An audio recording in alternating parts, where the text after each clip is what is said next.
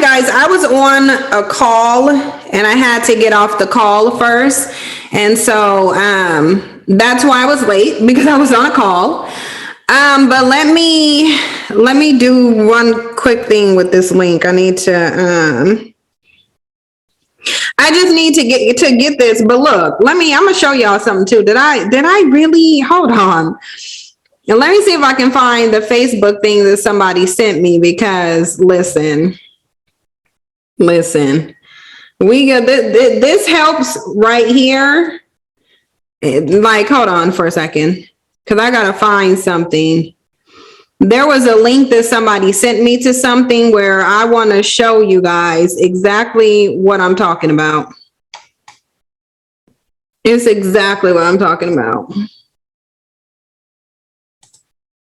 Let me see something. Because the link was on Facebook. I thought I had it up here, and I didn't. No, not this. Okay, I gotta find this video. But listen, the reason I'm looking for this video, and I'm gonna have to see if I can email it to myself, because my sister sent me the same video. And this is a video I want to show you guys. This is literally the quintessential video that I'm talking about, where you have Black men out here making these videos, okay? These Black women, you need to submit or else. Oh, I think this might be it. If this is it, it's on and cracking. Okay, this is it. I'm gonna skip past some of it and go to the part that I want to go to, involving this older Black man. Okay, this is involving this older Black man. And I'm only going to show like the last 16 minutes of it, because you got all of these submit or else videos. And hey, Irene, I'm so happy that you're here. Thank you for joining. I really, really, really, really appreciate it. It's like, because I be wanting to jump on your streams, but they be like at 2:30 in the morning for me, and I'd be asleep. Like hell. Hey, Sid. No, thank you for having me. This should be an interesting conversation.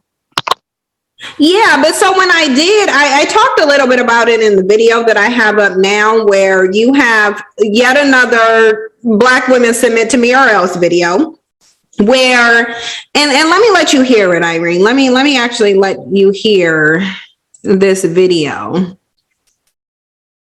And I'll show it to everybody, this video, and then I'm going to show you guys another video, because I noticed something about these submit or else videos. Now, let me share the screen with this dude here, so you can listen to the question he's responding to. So a woman asked a question, as you can see here in this video. It says, Black men are the only men who complain about Black women not being married when they are the ones not proposing to us. Now, I want you to listen to what he's going to say in this video, Irene.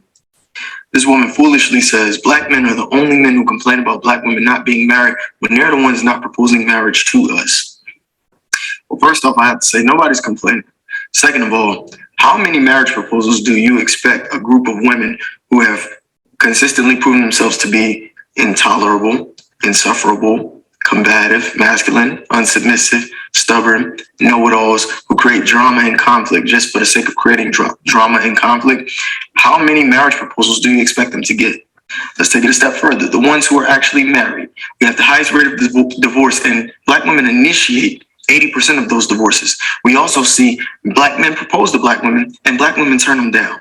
Lastly, it's a Black woman's job to pick the most suitable mate for her. You know who y'all tend to curve? The Black men of competence, of value, smart ones with degrees, suitable jobs. You know who you curve them for? Thugs, street guys, felons, men raised by single mothers. Y'all pick the worst type of men and then complain.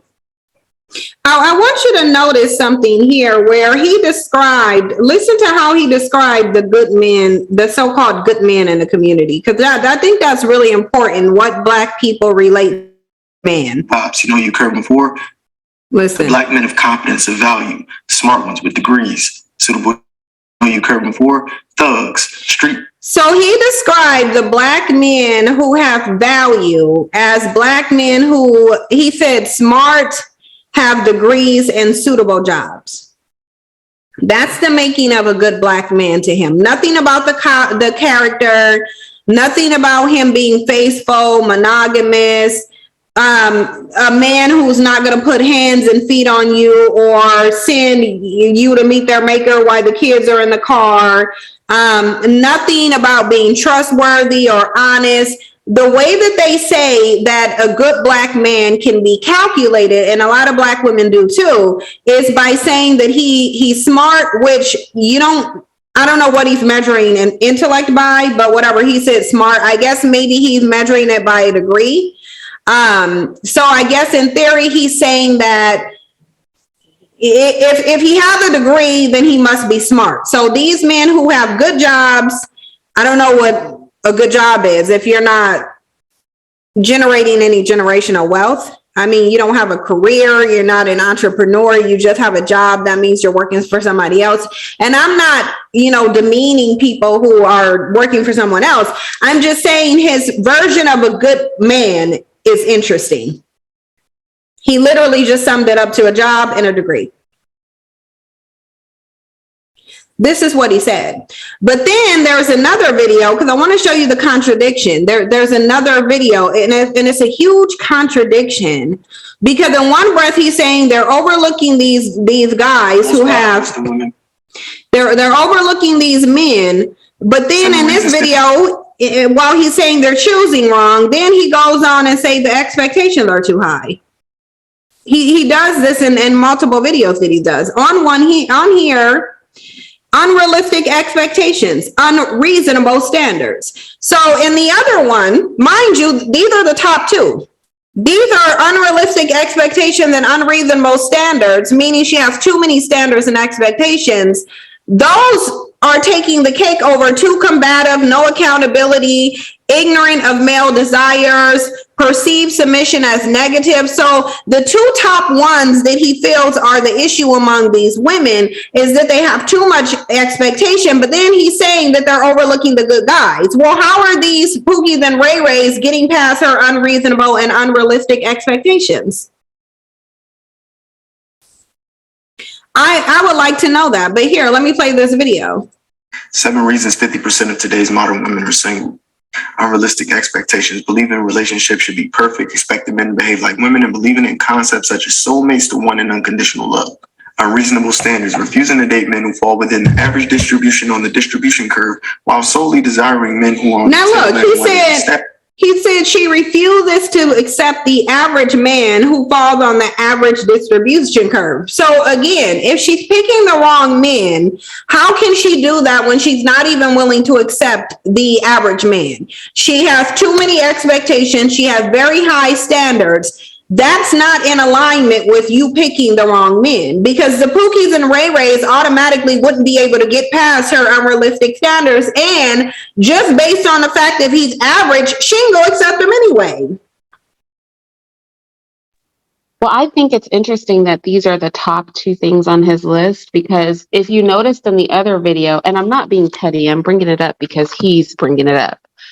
He talked about men's income. He's talking about unrealistic standards and desires of women, such things as unconditional love, which I thought was an interesting one.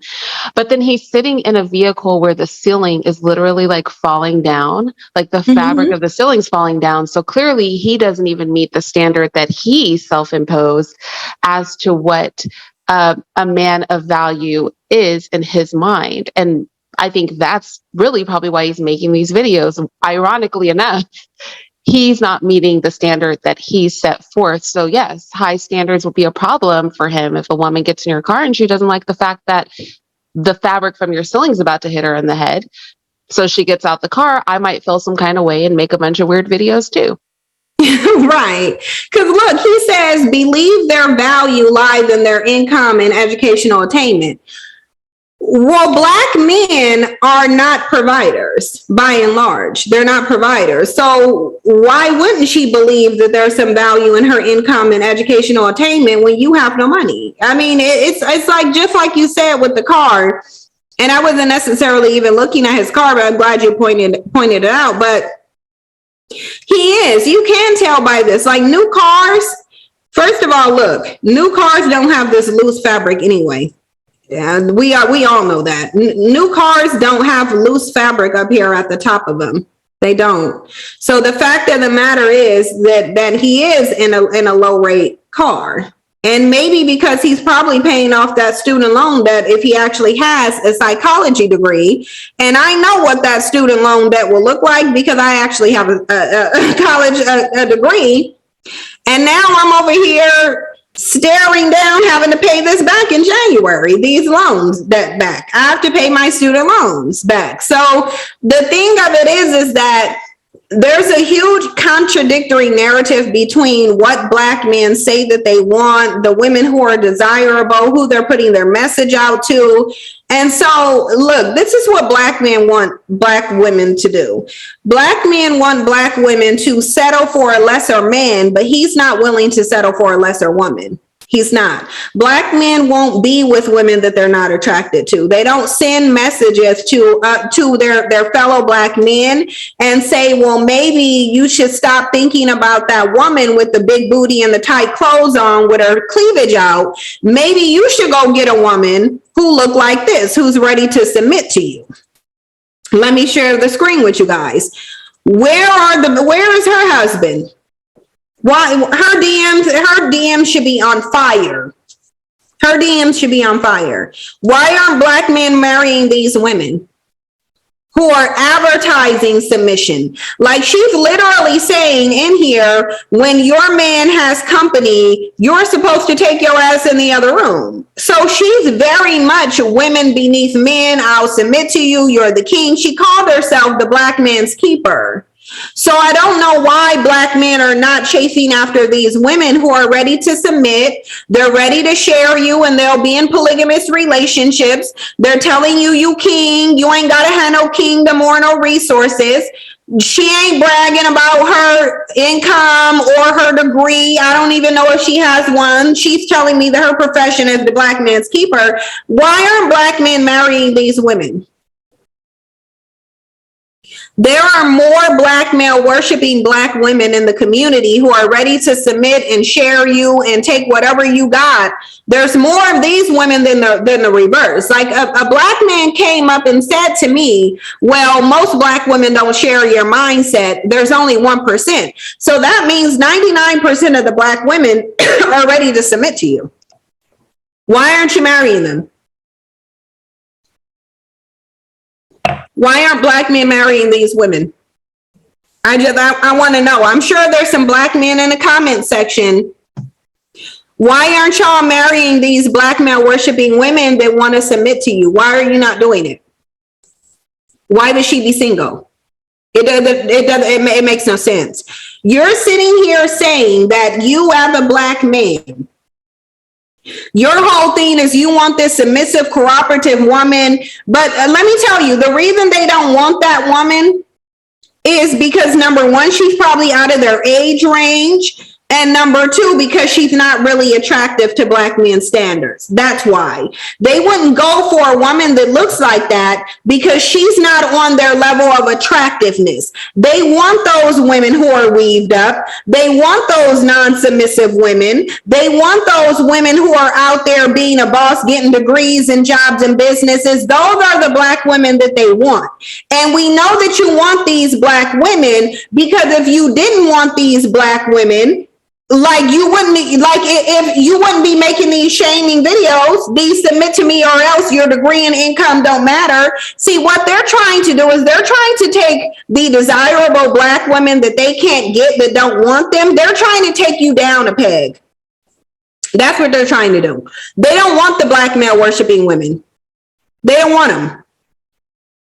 And when it comes to unrealistic expectations, let's see what Black men's expectation is. Black men's expectation is that you're attractive.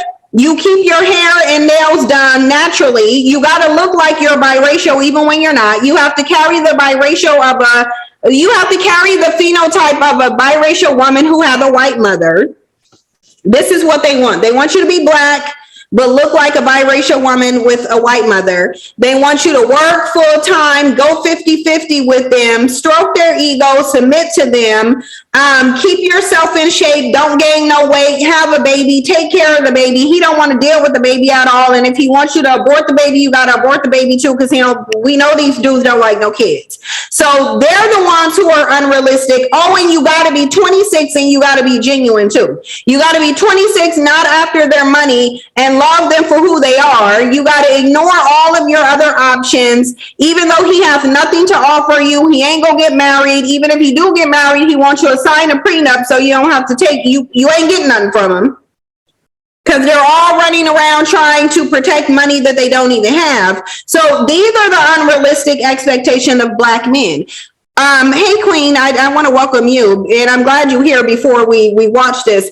Much like this man on here, when we talk about unrealistic expectations, why ain't this man going after the Black man's keeper? I want y'all to listen to this really quickly. Oh, let me unmute it. Okay. I don't get it, but anyway. Okay. What was your last relationship? My last relationship, last year, October. This woman is funny, but You have to answer the question. When was the last time you had sex? I'm gonna skip past that. I want y'all to see this interaction with this man that comes on here, though. This is what I want y'all to see the diamond. Listen to what she's telling this older man based on what he wants. Next man. So why would a guy want to sign up for that? No, see, my ex-husband was like David. He was out his league. See, I was 21. He was 33.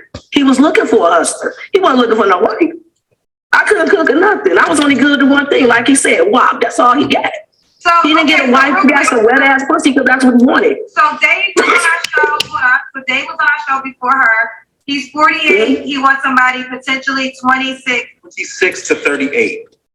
So, Okay, real quick, before we get to that, Dave is how old? Listen, I want y'all to listen to what this man wants. I want y'all to listen to what he wants. When we get into this discussion of Black women having unrealistic expectations, listen to what this Black man wants. That's what he wanted. So Dave was on our show. Hold on. So Dave was on our show before her. He's 48. He wants somebody potentially 26. 26 to 38. So, Okay, real quick, before we get... He's 48. This knocking on 50's door wants someone from the age of 26 to 38. This is what he wants. to that, Dave is how old are you? oh, I'm 48. I just had a birthday. I'm 48. You're 48. What do you do for a living? I'm a research analyst in an aerospace company. Research analyst in an aerospace company. You're located where? Los He's Angeles. a liar. LA. When your birthday was when? November. I'm a Scorpio. He's a Scorpio. And no kids. No kids. Your age range again is, say it one more time. 26 to 38. I moved it up 1 year. It was 37 before. It was 25 to 37. I moved it up a year. Oh, so you moved to 26. So you still want someone in their 20s, potentially. You know what, Kendra? I would prefer someone probably like 30. But if I meet them in their late 20s and then we talk for a couple years and then get married and all that, at least we've had time and she's still young enough to be at her fertile peak. Listen, So the goal is still to get married again. the goal is marriage, the goal is children. Listen, I want somebody with a fertile womb and a willing throat. And a what? A willing throat. Somebody said that one time and I fell in love with So he want a 26-year-old to put his 48-year-old dick down her throat. And we talking about unrealistic expectations. Oh, Lord. He's even at 48, he's asking a 38-year-old too much by saying for her to have a willing throat. But let's continue to hear the delusion. that statement. What is a willing She throat? can't like to give head, Kendra. She can't, you know, come on, Kendra. I said, listen, there's some that don't give it, there's some that only give it on special occasions, and then there's some that do it because you asked, and then there's some that do it because they want it. I want number 4. And I like to be called daddy in the bedroom. That ain't changed. Oh yeah, I hit that. That was probably, I think because I have a daddy. So I never got into why women will comment that he's asking to be hustled. You better know the fuck he asking to be hustled. You 26, I'm 45. If I'm getting 26, I'm getting nothing but dick and I'm coming out all my money. And if I'm not, there's no way no 26. What the fuck can a 26-year-old man do for my old ass? But fuck the shit out of me and I pay him. And he leave my ass at work while he drive my brand new car. Now listen, Black women are realistic, Black men are not realistic. And she's gonna try to help this old bandit understand what you want ain't what you about to get. That ain't you won't qualify for what you want. See, because they want to put out these videos and talking about, well, do you qualify for a high value man? Listen, y'all ain't high value men, so you can't speak for what high value men want, but we're women. And we can tell you don't know 26-year-old want your old ass for nothing but some money. She don't even want your dick. Ain't no 26-year-old looking for no 48-year-old dick. Like, you out your damn mind. Like, he's all the way out of his mind. Do you want to say something, Queen or Irene? Well, hi, Irene. Hey, Cynthia.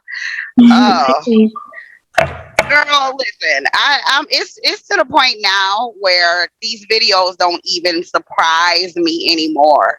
It is so funny that these men can say that Black women are delusional, but we sit and listen to nonsense like this on a regular basis. Like, this dude is literally knocking on the door of senior citizenism, and he's running around here with dusty eggs, looking like he's a little bit confused about his sexuality. Okay. Mm-hmm. Doesn't look like he has any type of masculinity whatsoever. Not selling himself as far as his character, who he is, how he provides. Just because you make a decent amount of money doesn't mean you're a good provider. You don't have or that you want to provide. But according to the other Black man whose video we showed, he would be a good Black man, because it's just about you having a good job and you having a degree. So that dude right there is in his category. Oh, he's wearing his suit so he doesn't look like a Pookie and Ray Ray or a thug. So he's a good man. No, he looks broke to me. Like, yeah. I mean, I know he's wearing a button up and a blazer, but when he gave his job, I just got liar out of him. He doesn't, for him to work the job that he works, even if he wasn't being flashy, there would be a polished, I don't know, anybody who's been around people with money knows there's a polished look, even if they're just in a t-shirt and a pair of jeans that they have that comes with money. And normally when people don't look polished and they have money, it's because they're dirty people, like nasty people. But I don't even think that's the case with him. I think he's just making stuff up. I think the only thing true that he said was that he wants to sleep with young women. I think that's the only true thing that he said. I think he's lying about his job. I don't think that he has money. He looks very grimy. He has an air of like grime. Don't he have like a snakish vibe? If I saw him somewhere, I would think he's impoverished and he's one of those people that puts on a suit. Have you ever seen like they try to put themselves together, but it doesn't quite come together. Of the grime, because of like the suits are ill-fitting. The shirts are ill-fitting because they don't have the money to like properly get those things tailored. So that's the vibe I got from him. I think he was just being honest about who he wants to sleep with. And he was very excited, even to be in that field and to be publicly speaking about your sexual desires wouldn't make sense, because that means that you're working with corporations or possibly clients. And it would be very embarrassing for them, for a person that is in the position he claims to be in, to be publicly even speaking like this. So I just think he's a liar, quite frankly. And so I can't really take him seriously because he's clearly lying. He's nothing that he purports himself to be. He's a low-key pervert, because what he really wanted to talk about was sex, right? And, to talk about fertility, I mean, men are always talking about women's fertility, but like I said, you guys know I did a video called The Sperm of Men. At that age, much of his sperm is deformed. It's going to have two heads. It's not going to swim straight. The quality is going to be extremely low. When you think about two-headed, two-tailed, deformed Siamese twin sperm in your body, that does not get anybody excited. That's kind of disgusting when you think of it. So, I mean, that's a double-edged sword when we start talking about fertility and viability. And we find that men his age are no more likely. And it's always the men that point out the random old dude that got some chick pregnant. But the exceptions prove the rule. They don't make the rule. So I just think, it's a ridiculous discussion. Also, I think it's interesting that people look down on gold diggers, but men lead with their money. Yeah. So they want to lead with their money, and they want their money to be a qualifier for them, but they don't want a gold digger. And it's like, no, if you lead with your money, you're going to get somebody that's after your money. And I think there's an argument to a gold digger is much like a pimp. If a man approached a woman who was wise or pragmatic, leading with his money, then she would never sleep with him, and she would take the money. And as long as he was giving money, she'd stay. And when he stopped giving money, she would leave. And this is exactly why these men set themselves up for failure, and they set themselves up to be perpetual tricks until the end of time. I think it's stupid, and it's ignorant, and it's a fantasy. And this man is clearly living in a fantasy, because he's clearly broke, he's clearly grimy, he's clearly kind of a freak and a weirdo based on just his excitement talking about sex, just happy to be talking about sex. And people calling him daddy, and somebody calling him daddy. Look, and the daddy. I'm 37. I wouldn't date this dude. I wouldn't date this dude. He's too old for me. He's too old for me, and his dick wouldn't work.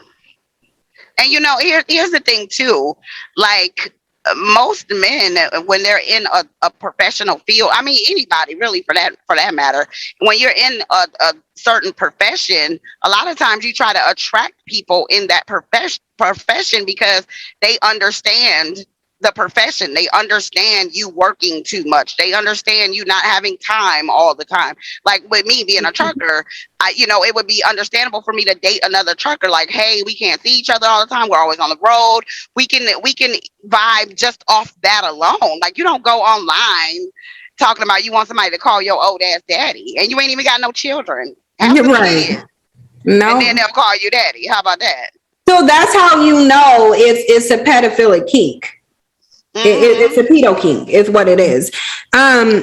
Princess Z said, Sin Ebro was complaining of media outlets promoting non-black men and black women unions. However, he is not married to his black baby mama.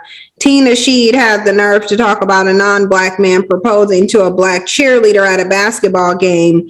Black men are not marrying black women. Listen, black men have a very difficult time grappling with the fact that black women have options other than them.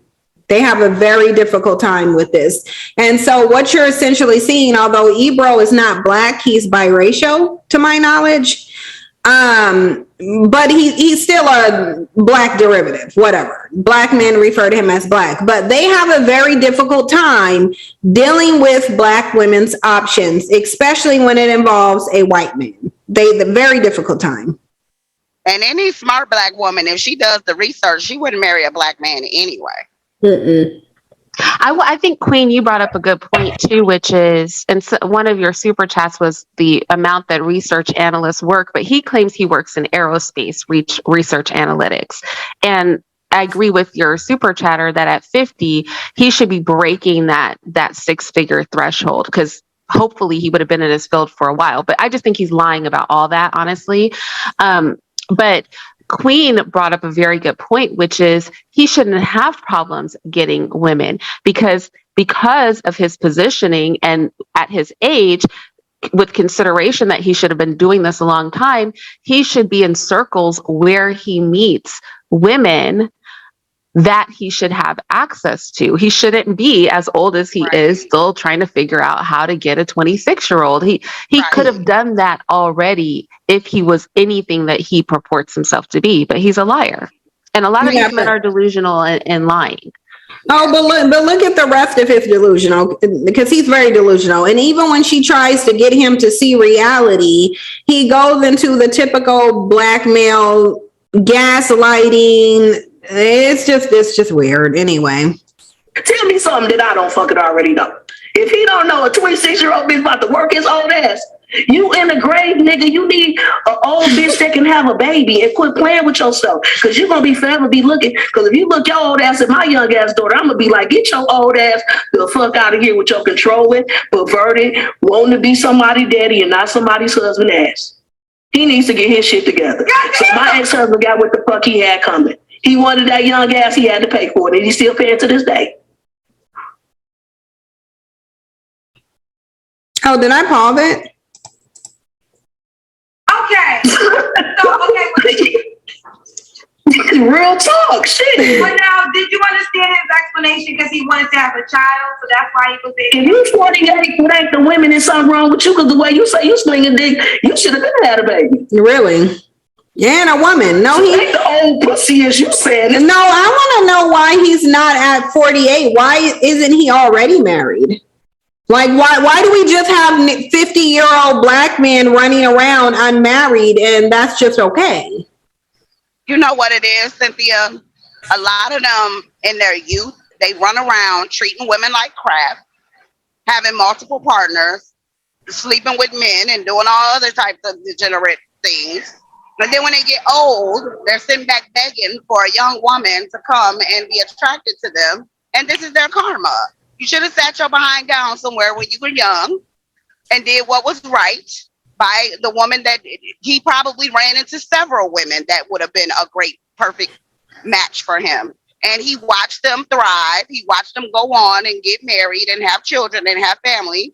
And now he's sitting back talking about he want to be somebody's daddy. This is his karma. Yeah. Sit your behind down somewhere. Well, and to think that at nearly 50, someone that's 26 is going to genuinely love you, that right there, to think a 26-year-old would have any interest in you beyond money is highly unrealistic. So the fact that even him wanting a 26-year-old to produce his child and he isn't rich is unrealistic. Yeah, at 26, listen, what's in your wallet? That's where I was at. I wasn't trying to hear none of that. For real. Capital One, hashtag. Okay.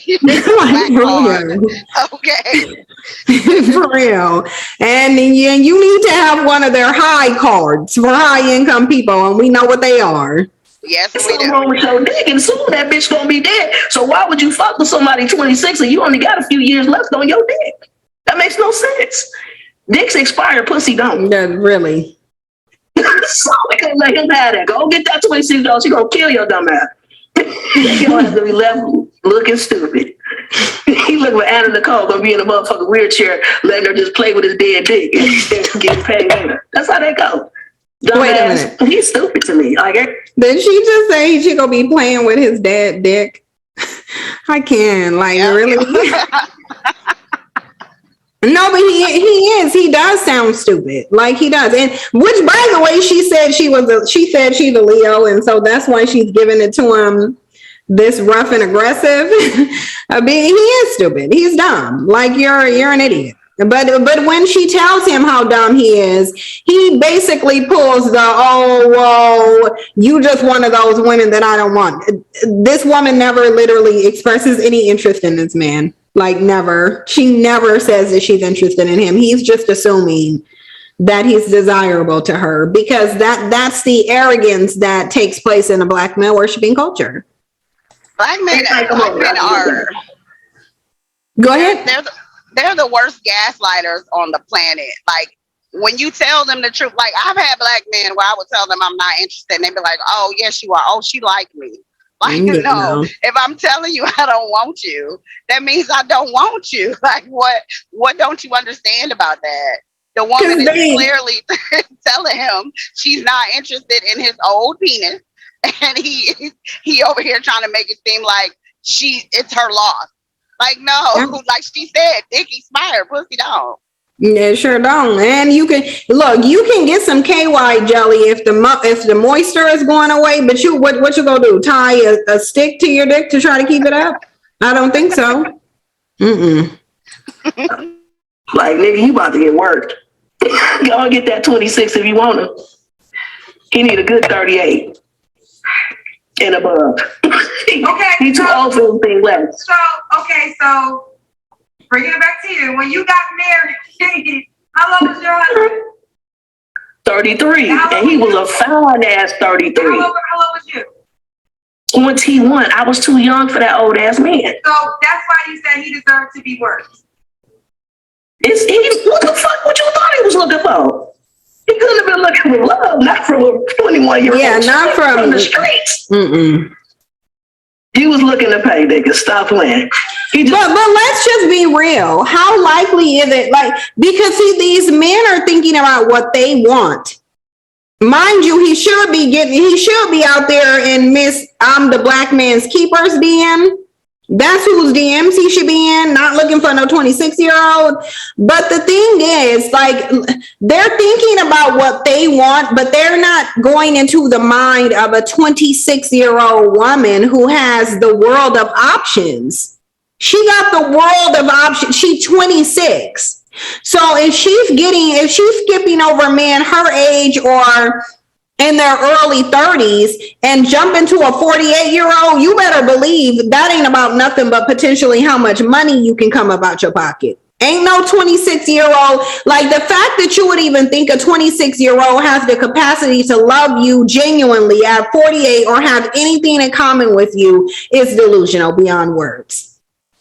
And the funny thing about it is, when them old dudes do get lucky and pull a younger woman, the first thing they do is want to change everything about her. Like, they'll meet her with a mini skirt on, with her butt cheeks hanging out, with some hooker heels on, with some big hoop earrings and weave down to her butt.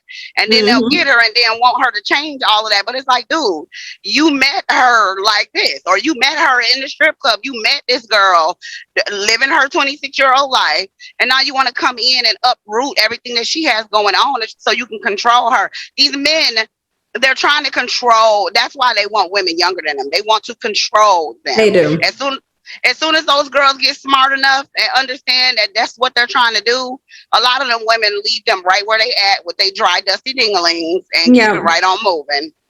Look, I've been through that, and you're speaking the truth, because I was 21 dating a dude that was 37, and it is about trying. Now, look, he thought that he was over here with a dummy that he could control, but he saw differently. But they do. They're looking to exploit. And I don't care what they say. There is no man who is 48 who wants a 26-year-old and his intentions are genuine and pure. That does not exist. He is looking to exploit something. In this case, he's looking to exploit her throat, her fertility, and a lot of other things. He wants to suck the life out of her because he went around basically in his youth playing. And now he wants her to waste her youth on him. And no, that's highly unrealistic. No. No, actually. I'm sorry. No, it's okay. Go ahead, Queen. No, I was going to say he's telling the girls what he wants. I want to be your daddy. Mm-hmm. Your dad is an authoritative figure that directs you and teaches you what you should and should not do in order to make the best decision in life. So he's saying your mind is no longer yours. Your freedom is no longer yours. You're no longer free to do what you choose. Now I am your daddy. That's what he's saying. Yep. Yeah. So when I did Dirty Old Bastards, I dug into the data, and even the data says exactly what you're saying, Sin, which is that men who prey on younger women, they do that because they are looking for an intellectual and emotionally vulnerable person, and also because they have difficulty relating to women in their own age group. Mm-hmm. Because oftentimes their mental state is like remediated. So they're not able to. And that's actually what the data shows, right? By some very liberal institutions. But I think that we know that this is the case. The hope is that they can manipulate. But I'm telling you, this is a new day. These young girls, they know the game now. Yeah, they out here to, yes, they want to. It's a new day. You're not going to be able to manipulate. That's why they keep going younger and younger. That's why the 20s isn't good enough for them. That's why they want early 20s, or even are trying to press into the teenage years, because these girls are onto them. So they're pushing the bar lower and lower and lower because they are looking for young women and girls who don't have the mental capacity. I mean, what did that pervert, who was all bragging about his abuse of children, what did he say? He said, I look for, pictures that don't include fathers. Wait, hold on to that thought though. Hold on to that thought. Keep that thought for something that he's going to say in here, because I want you to connect it to what he's going to say in here, because now you going into further in what he's saying. But look, the thing is also a 26-year-old and a 38-year-old has a different set of expectations. They've lived life more. When I was 25, 26, I didn't know fully what a man should be bringing to the table. What should he be bringing to me? How should he be improving or impacting my life? What standards and expectations should I be putting on him? A 26-year-old, you kind of fresh in the game. You don't really have enough experience to be dealing with someone who's 48 or even 38 as a man, because men will come out here, they ran through. Men are ran through by the time they reach 21 these days. So they got miles, they got a lot of knowledge on you as a woman because they're getting into more. Most women at 21 are not getting into what males are getting into at the same age. And so the thing is, there's a difference in what that woman is going to expect for him to bring. And that is one of the primary reasons that he wants a younger woman. It's not so that he can love her because he's more mature and he's not going to play all of those games. No, that ain't it. It's because he wants to exploit the hell out of her. Yep. Got caught up on the ass. He wasn't looking for no wife. He just had to nail it down because I wasn't gonna have no other way. We had to make out a payment plan, the whole nine. Okay, so people not real no more. They unrealistic. It's so many unrealistic people come on your show. I'll be sitting back laughing. You man, like these motherfuckers ain't real. They unrealistic. It's fuck. Like what the fuck, nigga? Your stupid ass out of here. 26, and if he looking for a 26-year-old dummy. Like somebody who they want to make their mama mad and they like privileged. He need to say 26 privileged. Because they would only be dumb enough to be calling you daddy. You creepy, you perv. He is. He was like, this happened right here. No, he ain't creepy, you know, for real. Do you have any appearance requirements? I don't care. Like we really don't care what a man look like. We not really shallow to that degree. When you get older and you still on tall, this 6'6" and all this old bullshit, unrealistic shit, I don't do nothing unrealistic. I just need your dick to still be working. You're Let's right. Put that out there. Yeah, all the way out some there. assistance, do some holistic shit because your dick gotta work still. As long as your dick's still working, I don't want you like 58. I don't want you way up there. Anywhere. Look, y'all know y'all feel her. Y'all know y'all feel her. I know Queen feel her. I definitely know Irene feel her. You they got Girl, work. listen, that girl right there is my subconscious speaking out loud. Seriously, your dick must work. And I don't care what you got to do to make it work, but don't come over here with no non-working dick at 48 and I'm 26, or if I'm 36, or if I'm 56. Don't come near me when I work dick that don't work. It needs to work. And it needs to work well. And your hips need to work too. And I don't care if you getting old and you feel like your hips don't work, then you need to do some hip exercises because it needs to work. From 39 to 50 is my cutoff. 39 to 50. Because I gotta love you before your dick start working. Nah, if I love you and your dick start working, all is well. But it better be working when we first get together. It got to work. She's definitely, let me tell y'all, she is the epitome of a Leo. She really is. She's like the epitome. And Irene, that's quiet on the couch because Irene wanted to maintain the innocence. You know she's the epitome of a Leo with what she's saying. You know she is. She definitely is. She's the epitome of one. I'm like, let's not start talking about working penises. She's the text. It's going to become a whole other conversation. She's the astrology textbook version of a Leo, based off what she's saying. You coming for him, huh? Nigga, you need to stop bullshitting. You too old. You should, I'm gonna tell you, age range 39. No, you 49? 40 something? He's You need to go 48. get your sperm count checked, number one. He need to go get his sperm count cut. Go jack off in the cup, find out if it's you. You need to do that first. You only got a few couple years left in your dick, Dave, if you own it. I ain't trying to go for you. I ain't trying to come for you. I'm just being real motherfucking % honest. If you want a young chick like that, you're gonna have to pay her all this whole put together. We gonna go have it. You sound stupid as hell. Not from nobody 26 with your old ass. You're not being realistic. She is drilling though. If you was realistic, you'd be ready to pay. Okay, so Mila, you know I Right. have to allow him to respond. So you okay if I bring him back? I'm ready. Say whatever. He come on, put him over there, put him in the corner. All right, Dave, I'm going to bring him back on. You do have the right. Bring him back, bring him back. This gonna be the best show you ever had. Bring that nigga back on. She is hilarious. Like, honestly, she's super hilarious though. Okay, okay. You a fine ass man. I promise No, he you are. ain't. But your age rank is unrealistic. Hold up. You I'll be right there. Mhm. Unrealistic for you, not for me. What you got to understand Okay. is we create our own reality. I can have my expectations. I can have my own preferences. That don't mean they got to lock doors or anybody else. Did y'all hear what he said? He said men are creating their own reality. You are black men are very good at creating their own reality. They kings with no kings. They're the kingdom. They're the victim of everything. Somebody taking them out of the home. Black women stop it. Black men will create their own reality. They sure will. I need y'all to listen when he says we creating our, let me run that back.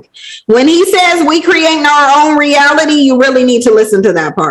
Hold on, is this up all the way? Yeah, it's up all the way. Hold on. Let me make sure my thing is up all the way. Hold on.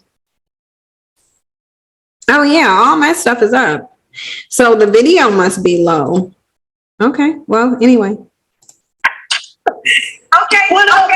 You a fine ass man. I promise you are. But your age rank is unrealistic. Hold up. You I'll be right there. Unrealistic for you, not for me. What you got to understand is we create our own reality. I can have my expectations. I can have my own preferences. That don't mean they got to lock doors or anybody else's. Because I'm the one living my life, and I'm the one that's going to be who I need to be for the woman I'm going to be with.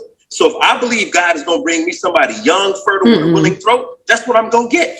Period. How do you see? Here we go with God. Here we This is what I'm saying. The devil. What? So God is going to send you at 48, a 26-year-old woman who has a willing throat. Like the degeneracy is just very high. First of all, he ain't fine. First and foremost, his dick hairs and the hairs around his balls probably look like this. That ain't attractive. If you gonna be looking for a 26-year-old, you need to diet. Don't nobody want to see gray pubic hair. Like nobody wants to see that. God ain't about to send you no 26-year-old so you can exploit them. Like these dudes are weird. You made that. Well, I hope to God you start sending you the bullshit you thinking about. Because by the time you get it, your dick gonna be dead. Because you already 40. You probably still halfway down the peel. So you better make sure your throat is willing. Because that's all you have. For real. You ain't gonna be dead. One thing about women, our shit never go dead. Y'all shit go out. So you trying to be talking about 26 and you looking to control somebody, daddy. But I'm telling you, you need to grow up and get a woman that can still produce a child and go check your dick to make sure it works. Because you 48 with no kids, that ain't all the women. There's something wrong with your shit. Slow up. First of all, because look at you, I can tell you've been slinging dick for a while.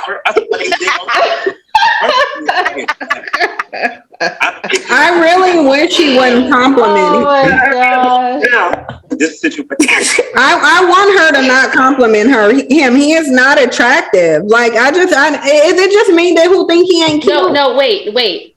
Honestly, to her, he probably is. I was just about to say that. And that's why he needs to date within that arena. Yes. He knows who prefers him. And so that's what he needs to do. And you know what's funny?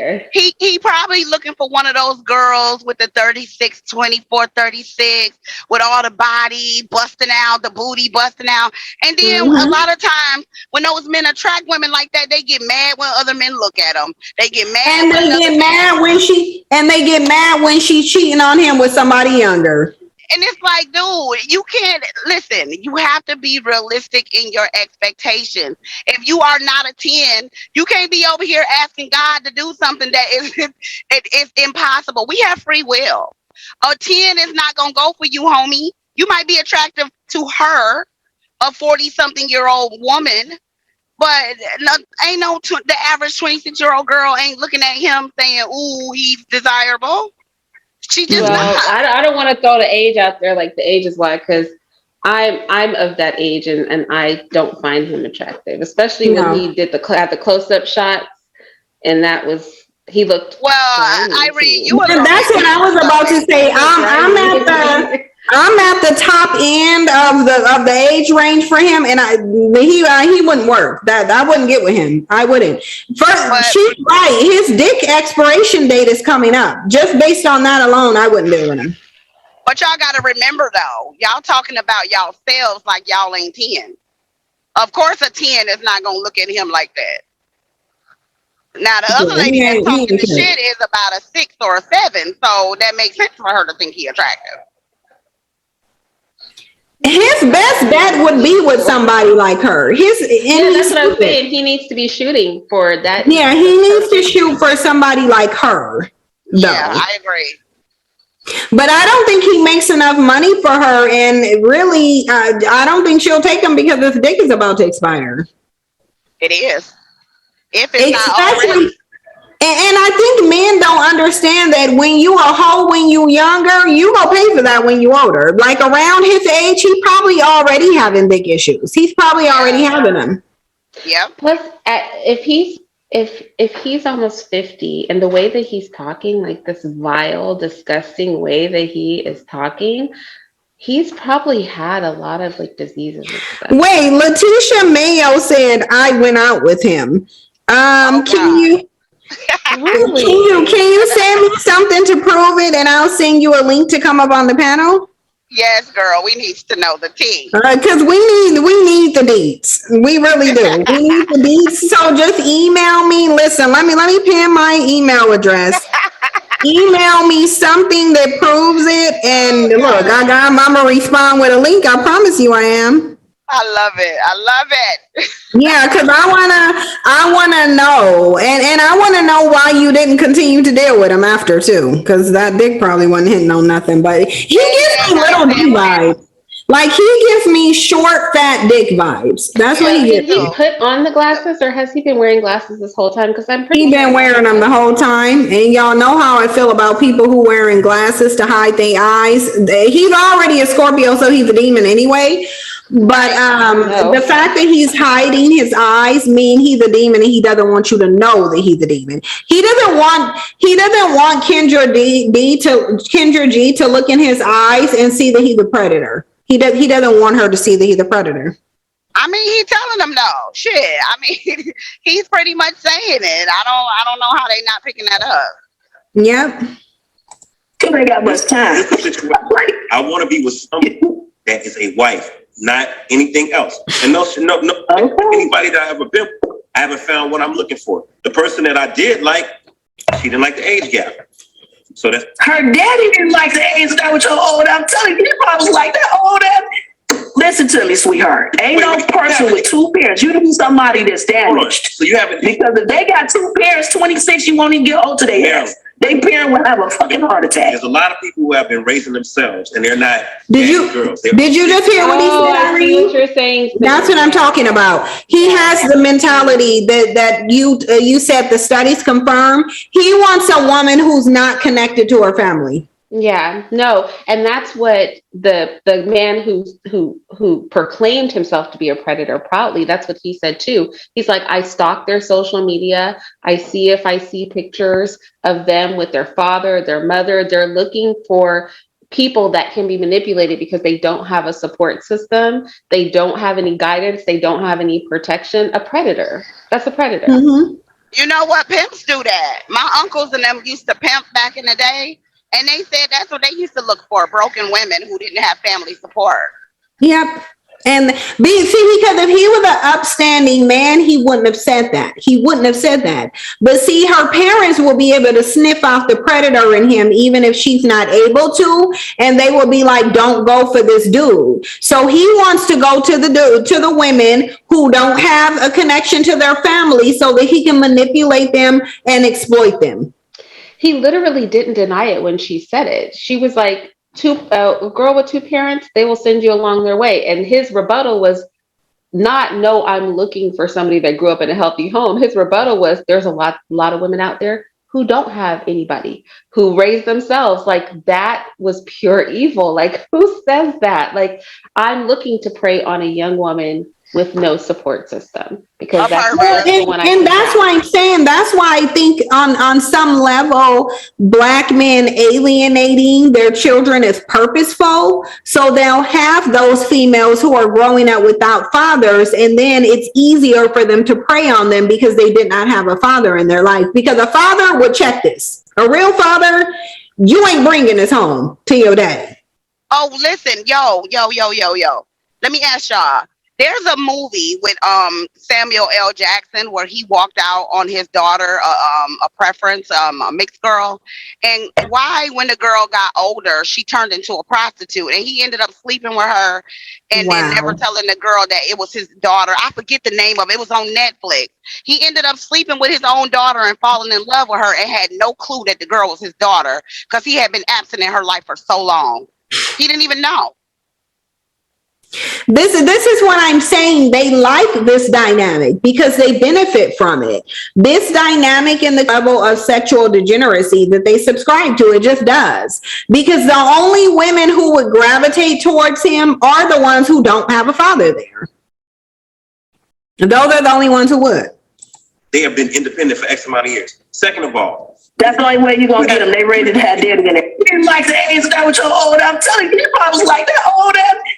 Listen to me, sweetheart. Ain't no person with two parents. You need somebody that's damaged. So you haven't, because if they got two parents, 26, you won't even get old to their hair. No. Their parent will have a fucking heart attack. There's a lot of people who have been raising themselves, and they're not daddy's girls. They're up. They have been independent for X amount of years. Second of all, that's the only way you're gonna get them. They ready to have daddy in their life. Do you have an issue with age gaps? Listen, I'm about to give you an example right quick. I was 21 when I got married, okay?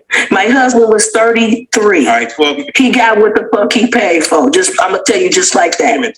So I'm going to let you know. He got the wet ass pussy. He got all that shit you talking about. And he's still paying to this day and we divorced. I have an issue with you saying he got paid for. First of all, I don't believe that love is transactional. See, look, he's not going to pay. He's not going to provide for her. He's not a provider. If he said, love is transactional if you want somebody 26. This is a transaction that you're asking for. You're asking for, this is what I'm saying. They think Black women have unrealistic expectations. You really expect a 26-year-old or even a 30-year-old and you're 48 to not look at you as a transaction? You out your damn mind. You're not in reality. He is creating his own reality, and that's why he's still single. And you know what, Stan? I say this in my readings, and people get pissed off when I say it, but I'm trying to help them when I tell them that all love is conditional.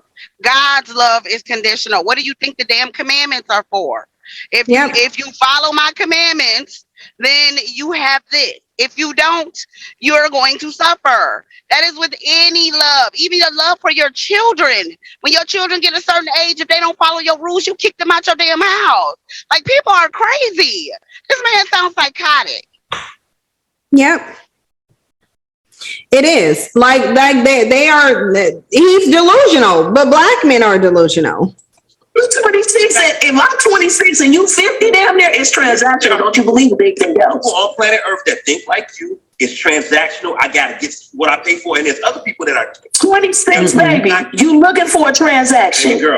Baby girl, I'm looking for. If you said that's why he's looking for somebody broken, because he's looking for a transaction. He's looking to get. He's looking to get a pennies on the dollar young woman by picking somebody. And this is also why they go to foreign countries where women are very poor, because they know it's transactional. They know that their value is going to be higher to a woman that's in extreme poverty. Just like he knows that his value will be higher to a woman who is desperate for a father. Like he said, didn't have a father, didn't grow up with a father, has been raising herself, then he's going to have more value to that broken woman. He knows that. He knows it's transactional. He's contradicting himself. But He's they just only laying do out the this- terms of his transaction. It's not transactional as in, I don't want to give you money, but it's transactional in, I'm going to play on your desire for a father, have you call me daddy, even though I'm not your daddy, right? And I look at the fact that he said he doesn't just want her, he doesn't want her to call him a daddy in any situation except sexually. He said he wants her to call her daddy in the bedroom. So this dude is trying to get a pedo kink off. Yeah. That's what And he's it's trying to funny do. that they only do this shit with black women. When it comes to the other nationalities of women, it's like they understand that they need to provide. They understand they need to have a good career. They understand they need to provide this woman somewhere to live. Because white men, Children. because white men set the standard. Yeah, but Well, it's because it's transactional, right? Because they don't perceive their value. So a broken black woman or young woman who didn't grow up with a father, who's in poverty or whatever her situation is, it's enough for them to come and just be a male figure in their life and not really give them the benefits that a wife or somebody in that position deserves. But when they cross the fence, they recognize that they have to give more because their value is not as high to those women. So they have to come with the provision and all of that because they understand it is transactional. And this is part of the reason why you always see certain people trying to chop down women who are actually good catches, because they must, in a transactional relationship, make themselves or make you feel that your value is lower so that they can get more bang for their buck, so to speak, so that they can seem to be able to acquire more with less. And that's all that he's doing. I mean, these men know, and he knows it's transactional, and they know their value is not as high when they move to the other community, which is why they do those women so much better as far as provision on the short term than they do black women. That's why we must maintain our standards for a fact.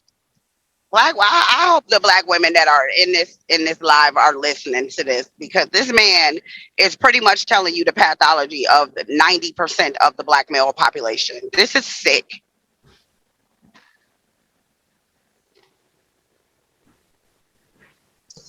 I think that young women need to listen to men that talk like this and learn how to navigate around these types of men. Like, because otherwise their goal, that's why I said the fox should never decide the price of hens, right? And right now the foxes are telling women what their value is. And it's like they're never going to value you correctly because they want to get the most bang for their buck. They're never going to tell you the truth about your value when they're the consumer. Yeah. They're not going to do that. So that's why you really can't, not unless it's a man that has nothing to gain from you, your father, your brother. These are people who will tell you the truth. Right. If they're good men, right? Because some of us don't have, amazing fathers or brothers, but a man where you're part of what he's trying to get, he's going to lie every time. He's going to tear you down every time. He's going to tell you your standards are too high. He's going to tell you you're not as attractive as you are. He's going to claim that your body has to be perfect when he knows darn well he would get with you if he could, right? They're always going to demean you because you being demeaned gives them more access. You cannot let the consumer decide the price of the goods. Like if we could go into some of these designer stores right now and decide how much we paid for these goods, they would not be charging us all this money, right? So it's the same way dealing with male and female relationships. They should not take the lead on this. And you should listen to how these men talk, and they're telling you what it is. He's telling her what it is. But you know what? I really feel like black men shouldn't be assessing the value of anyone, because what value do they have? Like, let's just be real. If we think about how men accumulate value, Black men are doing none of those things. So no one should listen to black men when they talk about the value a woman has. Like, you don't have any value to anyone. Like, black women have exponentially way more value to society than black men do. But it's black men who are always sitting up assessing the value of black women. And it's funny because they, Irene was saying that they want to get the most bang for their buck, but most of them don't even have a buck. Like, they don't have a buck. Like, what the fuck? Like, you don't have anything. How are you? This is. And so as soon as they get a little bit of money, this is what they do. Because this man, I would say I don't even know that he's making a research analyst for an aerospace company. I don't see you making 100,000, not more than that per year. So he could have been doing it for goodness knows how many years. But I don't know. I would be surprised. I would be really surprised. Any money though. I don't think he does either. I don't think he has any real money. I don't. Because that close-up shot gave me unkept. Well, you know that he took off his trash blazer and he's further away now. But when we were all up in his face, it gave me grimy, unkept, broke. Mm-hmm. And see, here's the thing. So you just gonna drill this man? So basically, Irene, you just go drill this man the entire time. I just think he's lying. That's all. I just want to establish that he's not what he says he is at all. And you know what, y'all? I've worked around corporate people, like, you know, white people, and the conversations are fruitful when you sit and talk to people. Like, a lot of times when you sit down, like, say for instance, he's been doing this for 10 years, however long, you get used to talking to people who think logically. So if you sit and you talking to men, which are probably white, you don't hear too many black people involved in what he claimed he's involved in. If you're talking to these white men, you mean to tell me this is your mentality? Nothing that you have talked about with these people over the years have rubbed off on you? Nothing? No, apparently not. Well, when people talk like they have nothing to lose, like he's talking right now, like I don't have anything to lose, right? Even men with money who are grimy in their personality would never go out in public and talk like this because they have something to lose. I know he's broke, and that's how you could tell a broke person, because they move around like they have nothing to lose. He's out here talking about getting women without a familial support system. He's talking about what he wants, you know, to shove in people's throat. He's doing all this because he has nothing. He has nothing. If everything goes south for him, he'll lose nothing because he has nothing. And that's why you know he's broke and grimy. Nothing to lose. And he's saying that he's looking for a black woman because they don't talk like this about women of other nationalities. They don't say shit like that. Black men, they're not going to set that type of criteria for white men's daughters. They're not going to do that. They know better than to do that. I'm going to tell you ladies right now, when you're picking men, pick a man that has something to lose. Yes. Do not pick men that have nothing to lose. Pick men who value their careers, who value their character, their public face. Pick them. Hedge your bets. Like, nothing is a guaranteed thing, but hedge your bets, because people who have nothing to lose, people who are openly reckless, they will not make good partners for you. Just skip right on over them. Yeah. No, they won't. And arm yourself. Definitely arm yourself, because they crazy out here. Yes. My age range, just say it. You have an issue with my age range because you don't fit my age range.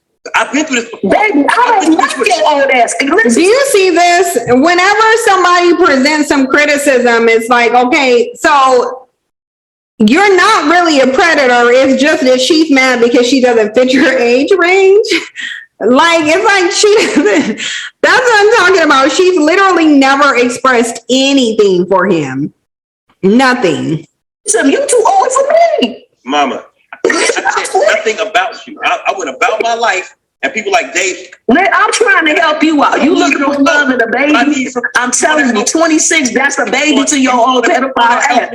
You in pedophilia status. You need to go up the ladder to a woman that's 38, 39, and you're going to find love just like that because you're a nice looking man. Listen, why? I'm telling you, and they going to push a baby out for you, all that. But 26, Marilyn, why is it that you're going to have a baby and be divorced in 2 years? why is it that when women get close to 40, they got to call some man that likes the younger woman a pedophile? Do you Why see the gaslighting though? It's like black men's mind psychs out the truth, and they it's almost like they can't conceive that they're actually predators, that they're actually looking to exploit a woman. They'll go straight for, oh, you're saying this because I don't want you. She just told you to get a woman that's around 38. She knows that she's 45, so she ain't even including herself. Yeah. Well, they don't. Go ahead, Queen. No, I was just thinking, like when I was younger, the way that black men would ask me how old I was, and I would tell them, and they would just be like, well, if you don't tell nobody, I won't either. It's just, black women need to just accept who they are. I think that the problem is black women have been accepting this poor behavior from them for so long that they just cannot see when they're doing and saying things wrong. They just can't. So Brown Foxy, thanks for the super chat. She said, white men talk about their wives, children, vacation, and stocks. I worked in both IT and healthcare. Yeah, I'll be honest, especially being in Washington and it's predominantly white. So when I worked for healthcare companies, there were white men there too. And I never really heard them having these type of conversations about the younger women that they like. Even though we know that's something that white men like, we know it is, I feel like they know better than to talk about it in public venues. Mm-hmm. They don't talk about it. Yeah, they have things to lose. And that's the thing. Like, I think the major difference between our two communities is that when you reach a certain echelon of society, because black men are always like, what value is marriage to a man? That's because you're broke and have nothing. When you reach a certain echelon of society, there's an expectation that you maintain a family. And the women are the people who bring people into the fold for those private parties, for those networking opportunities on an intimate level. Those things are established by wives, and it's expected for you to have a wife once you reach, if you're not an entertainer, a ball player. Do you know what I'm saying? If you reach a certain echelon of white collar society, almost everybody is married.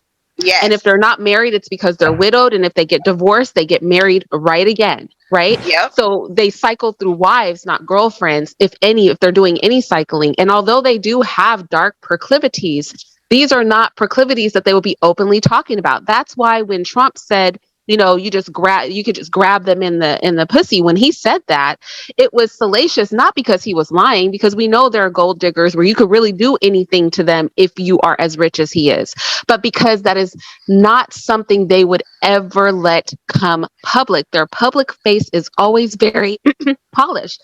That's why when men are like, what value is marriage to a man? And they're talking all this trash publicly. I'm like, they have nothing to lose. They have nothing. They're broke. They came from the gutter. They don't know anything but the gutter. They will never move in the circles that they're claiming to understand what these men want, because those men operate totally differently. Not saying they're saints. I'm saying their operation is very different. And there's things they simply do not do. So this man is bottom of the barrel.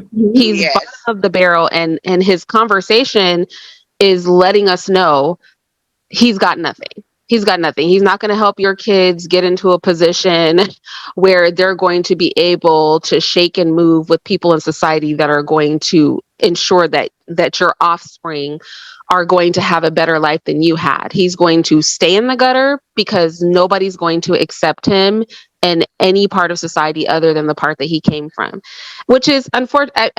One day we have to just talk about the difference between men who actually have money and status and men versus those who don't. And men who don't. You know what I'm saying? Yeah. And can we admit that in other groups, he would be ostracized, being 48 and never married with no children as a man? That wouldn't fly in other communities. Like, there's no pride in you being this old. It's like what you said, Irene. They will bounce between wives. They will have like multiple different wives, but you never having been married and you're 48, like you touching 50, you haven't been married once. That's a no-go in other communities for men. Yes, it is. And it's frowned upon. And you know, the funny thing is, when a man is truly high value, he understands that what marriage brings to him is most of the time when you get married, that means you want to start a family. What man wants his children to not have the proper teaching and the proper education and the proper manners to be able to roll through life successfully? That's the value. Mm-hmm. That's the value. That's what the woman is bringing to the table. You make her comfortable enough to sit her behind down and teach those children what they need to know in order for them to maneuver through life successfully. That's the value in marriage. Yeah, but the fact that they have to ask about the value in marriage when statistics say that because Black men have nothing, they benefit. Well, let me rephrase that. Because Black women have more than Black men, Black men are the group of men who benefit from marriage the most. They benefit from marriage the most because they can actually come up off their women. And so the fact that you would have Black men even asking the value of marriage tells you they just don't know anything. They don't. And then they're definitely not qualified to tell anybody else what needs to happen in order to get married. They need to shut that up. You have a younger woman, that's a baby to your oldest. Mama, you say I could go to 26. You have aged out. You're not having no more children. Then move on. Why are you? Listen, if I get a 26-year-old man, I'm 45. If I get a 26-year-old man, I'm looking to fuck, pay his bills, and shit like that because I'm realistic. Because I understand we only gonna be able to have fun for so long. 26, you gonna be like, okay, 26, she don't hit 36. When she get 36, you're 58. You might, what if you think she gonna change your diaper at 38? Hey, girl, I'm not trying to hear nothing because okay, you trying to be a husband. You like, if I'm this, I would get somebody this young. I want him for his dick. Sweetheart, I'm not trying to be a husband. I'm telling you, I've been a wife. I was bred a wife. But why are you commenting on my life? Because I'm trying to help you, sweetheart. But go ahead, you do you, sweetie. Let me see how that work out. You keep doing his updates and see how fast you get to 26. Girl, not him on a television. He's gonna be like, damn, she left me again, Kendra. Oh, go ahead, Irene. What were you saying? I just said not him on the show talking about himself for the sake of conversation, asking why she's commenting on his life. It's like, bro, you came on the show. Like, right, you just let your life out there. That's why I'm saying this was the same delusional gaslighting that Black men always do, because they only know how to do this. Like, they can't really have the discussion because all of this he's relating. Like, you're gonna see later how he's trying to cover it up with fertility. That's what a woman in her 37, 38, so a woman 38 can't have a baby? Like, really, she can't have a baby? I think she can have a baby. Real quick. I don't know what it is, but women do like to come for you, Dave. Like, I'm nothing but a nice guy, Kendra. I'm not on here talking bad about nobody. He's not a nice guy. And I want you guys to know that this is one of the men who wants to exploit younger women. He doesn't want to provide, but he's labeling himself a nice guy. Nice. You're a father. You're looking for, you want a kid so bad you want to marry one. There's something wrong with you. You need some help. All right, cool. How do you want to say it, baby girl? Don't no grown ass, don't no man looking for a wife want her to call him daddy. That shit is perverted and sick. Get out of here. You need to get your mind right, bro. Clearly, you don't know what they do. Telling you the truth. Any woman with a father would be disgusted to fuck their daddy. You already old as hell. If I'm 26, you already daddy, and then you want me to call you daddy and I got a daddy? Oh, am I fucking my father now? That shit is a term. I would go drive instantly as soon as you said that. My father, When you were young, it was okay for you to date an age gap. But now No, it wasn't. You done aged out, and now She didn't date an age gap. She used them. I ain't never aged out. I think it was just at my job, 20, talking about what's up. I'm like, nothing. So it's with my old ass, and you get your young ass out of here. So it's okay. Y'all would have said, come run some young dick. He always comes for me. No, see, she tripping. I would have told him, come over to the house and run some young dick. Yeah, they're not. They might be coming for her because she's already stated that she tricks off. Do you know what I mean? So I do believe, especially if she likes black men, we know that we've seen gigolos in the black community are super common. Oh, black men will throw some dick for a little bit of coins in a minute. Yeah. So I believe her. They probably do approach her, especially because she's so open about the fact that she will trick off if she likes you. I believe her, but she's not delusional. She's not saying it's because she's so attractive and desirable. She's saying it's because I'm going to get what I want and they're going to get what they want. And we can have a little fun for a short period of time. And she said herself, like, I'm realistic about what it is. But the reason he is so defensive is because a lot of these men spend the majority of their time, like in their closet, in their bathroom, jerking off to porn. Let me just be honest. Barely legal, mother, daughter, all of this kind of stuff. And so they're taking their pornographic fantasies and trying to like superimpose them into the real world. And that's why he's like shocked and appalled, because he's like, no, this is a normal thing. I want somebody that's barely legal. I want somebody that's, young, dumb, and full of, you know what I'm saying? Because they are coming from like not actually being with women, but being with themselves and a computer or a phone. And they're trying to make that work in the real world when those women get paid, right? They're getting paid to do things that are probably vile even to them. This is not really what any woman wants in real life, but they're having a hard time separating it. And this is why he probably has never been married and never had a wife and children, because once you get past that initial layer of him, it's a lot of seedy, disgusting, vile things that no woman is going to want to live in a home with. Yep. It is. It's exactly that. And I also think that he surrounds himself probably with people who are going to feed him lies. She's telling him the cold hard truth, and he doesn't like it. I think he doesn't like that she's being so honest with him. With that. Okay. Yeah. I'm telling you, boo, I'm telling you the truth. But you go here, you might need to get your sperm counted. That's why you so insecure with an older woman, because you afraid that your shit ain't gonna produce. Thing I said, I'm just telling you. nobody's insecure about dating anybody my age. He's insecure. I want children. That's why you want them to call you daddy, 26. So you say he wants to have children. So that's Listen to me. My grandmother had my mother. Kendra is over here protecting him. And I don't like it. It's like, look, you brought him on, and if she giving him that work, then don't try to sit up here and protect him. But Kendra want to protect him, and I don't like that. She's like trying to buffer him. At 47. Her and her sister is 22 years apart.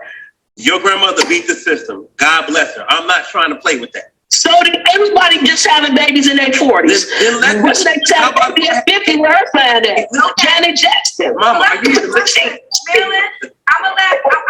you're not gonna interrupt him. I'm gonna let Dave. Okay, I'm gonna let you go ahead, brother.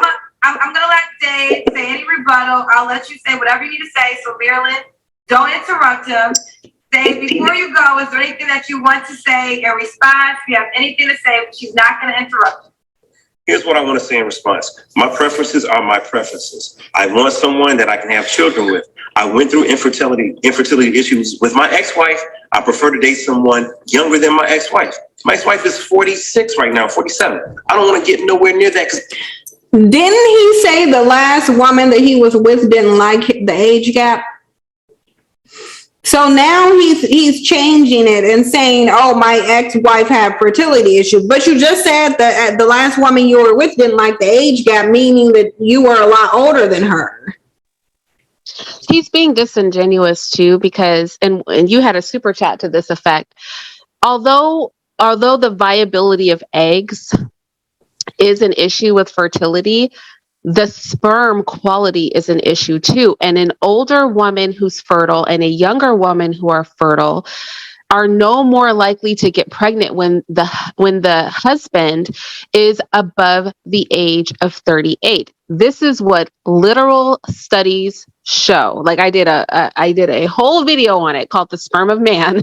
It's what literal studies show. So a younger wife won't increase. If you're old and a man, it's not going to increase your chances of getting her pregnant because your sperm is ultimately what the problem is going to be, just period. Now, that's not saying older men or older women can't have children, but the reality is I just need older people in general to stop thinking that their bodies are functioning like a young person, or that all they have to do is superimpose a young person into the situation to get the same fertility as they would have had in their youth. Men are under a delusion that their fertility does not decline, and it's simply not true. So if two old people were trying to have a baby, yes, that would be hard, but he's still old. So he's still going to have trouble with a younger woman. It's going to be hard. And also it can cause all kinds of disorders in the baby. When the egg is fertilized by older sperm, it increases the chance of all of these genetic abnormalities. It's not just the eggs that do this. And I think women, we should talk about this more, because men have really sold us a lie that's not scientific about the fact that they are just pumping out quality sperm that won't affect how your children turn out, when the reality is there are a host of disorders that come when your egg is fertilized with aged sperm. And that's just the unfortunate truth of the matter. And clearly he's delusional. Yep, but whatever. He is very delusional. Don't nobody want to have no Benjamin Button. Don't nobody want no old gray pubic hairs. Don't nobody want to look down at a dick and it's surrounded by hair that look like this. At the age of 26. Now, if you're in your 40s, then you understand that I'm starting to gray and I'm in my 30s. And I'm starting to sprout little gray hair. I just got my first gray hair too. Yeah, I was sprouting mine in my 20s, but that's the real tea, that the first gray hair I got was in my 20s. I think I was probably like 25 when I saw a gray hair. So I think in my family, we gray early. But somebody my age will understand. Again, I'm at the top of his thing, but I would understand. Okay, fine, whatever. You're 48. Of course, you're going to have some gray hair. A 26-year-old, no. Don't nobody want that. And you need to pay for that. Just like Queen said, what's in your wallet? I think women should date within 10 years of their age. And for me, I say not more than 10 years older than you. But I think just based on the way that women age, and just to position yourself, like more strongly position yourself in a relationship, I think there's truth to going with somebody that's older, but not 20 years older. Yeah, no. 5, 6, 7, 8, 9 years older. I think 10 is like the literal cutoff, because those age differences are significant enough that you'll always be young and fresh and generationally different enough that it adds that element to the relationship.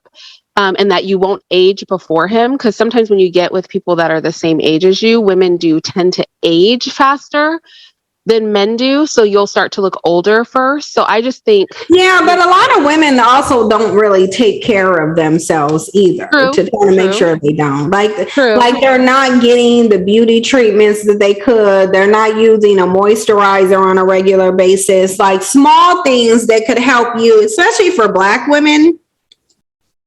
Get you some vitamin C serum, get you a good moisturizer. Every Black woman should have that, and you should be using that. If not in your 20s, you need to be using it by the time you hit 30.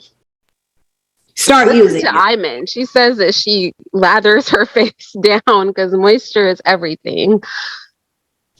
Yep. Yeah. And she's beautiful and older. Yeah, somebody said, so my husband is 10 years older than me. And I'm not in my, like 20s, 30, or the age range that he's talking about. I'm super young to him. Do you know what I mean? Like Yeah. there's a 9.5-year age gap between us. And for him, when we have conversations, he'll be like, oh, don't you remember this? And I'm like, I don't remember that. You know what I mean? And it's a big enough age gap where I'm still relatively young to him, although I'm not relatively young to other people, but you know, depending on their age. So I think for women, I mean, that's what I would advise my daughters within 10 years of your age. I think is the safest bet long-term for a woman. That's just my opinion. I agree. I agree. I do agree with that too. If she's even into older men, because some women are not into guys that are, 10 years older than them. So it really just depends on what she's That's into. true. That's very true. And Lorraine S, because Lorraine S said she used a vitamin C serum and it didn't work with her. It probably had something else in it. Vitamin C is very good for your skin. Very good. And if you can't take a vitamin C moisturizer, then just take the vitamin C, get some organic, it'll say ascorbic acid on it. That's what vitamin C is. Get like something that you can mix into water and drink it, and it'll help too. And then just get yourself a good moisturizer, because it's like listen, we get that black don't crack, but anything cracks if it get dry enough. If you dry out anything, it's gonna crack and wrinkle. So get yourself a good moisturizer. And look, y'all don't gotta. Microneedling helps too. I ain't gonna like I'm not gonna hold y'all, but microneedling, if you can afford it, get it. If you can afford it, get it.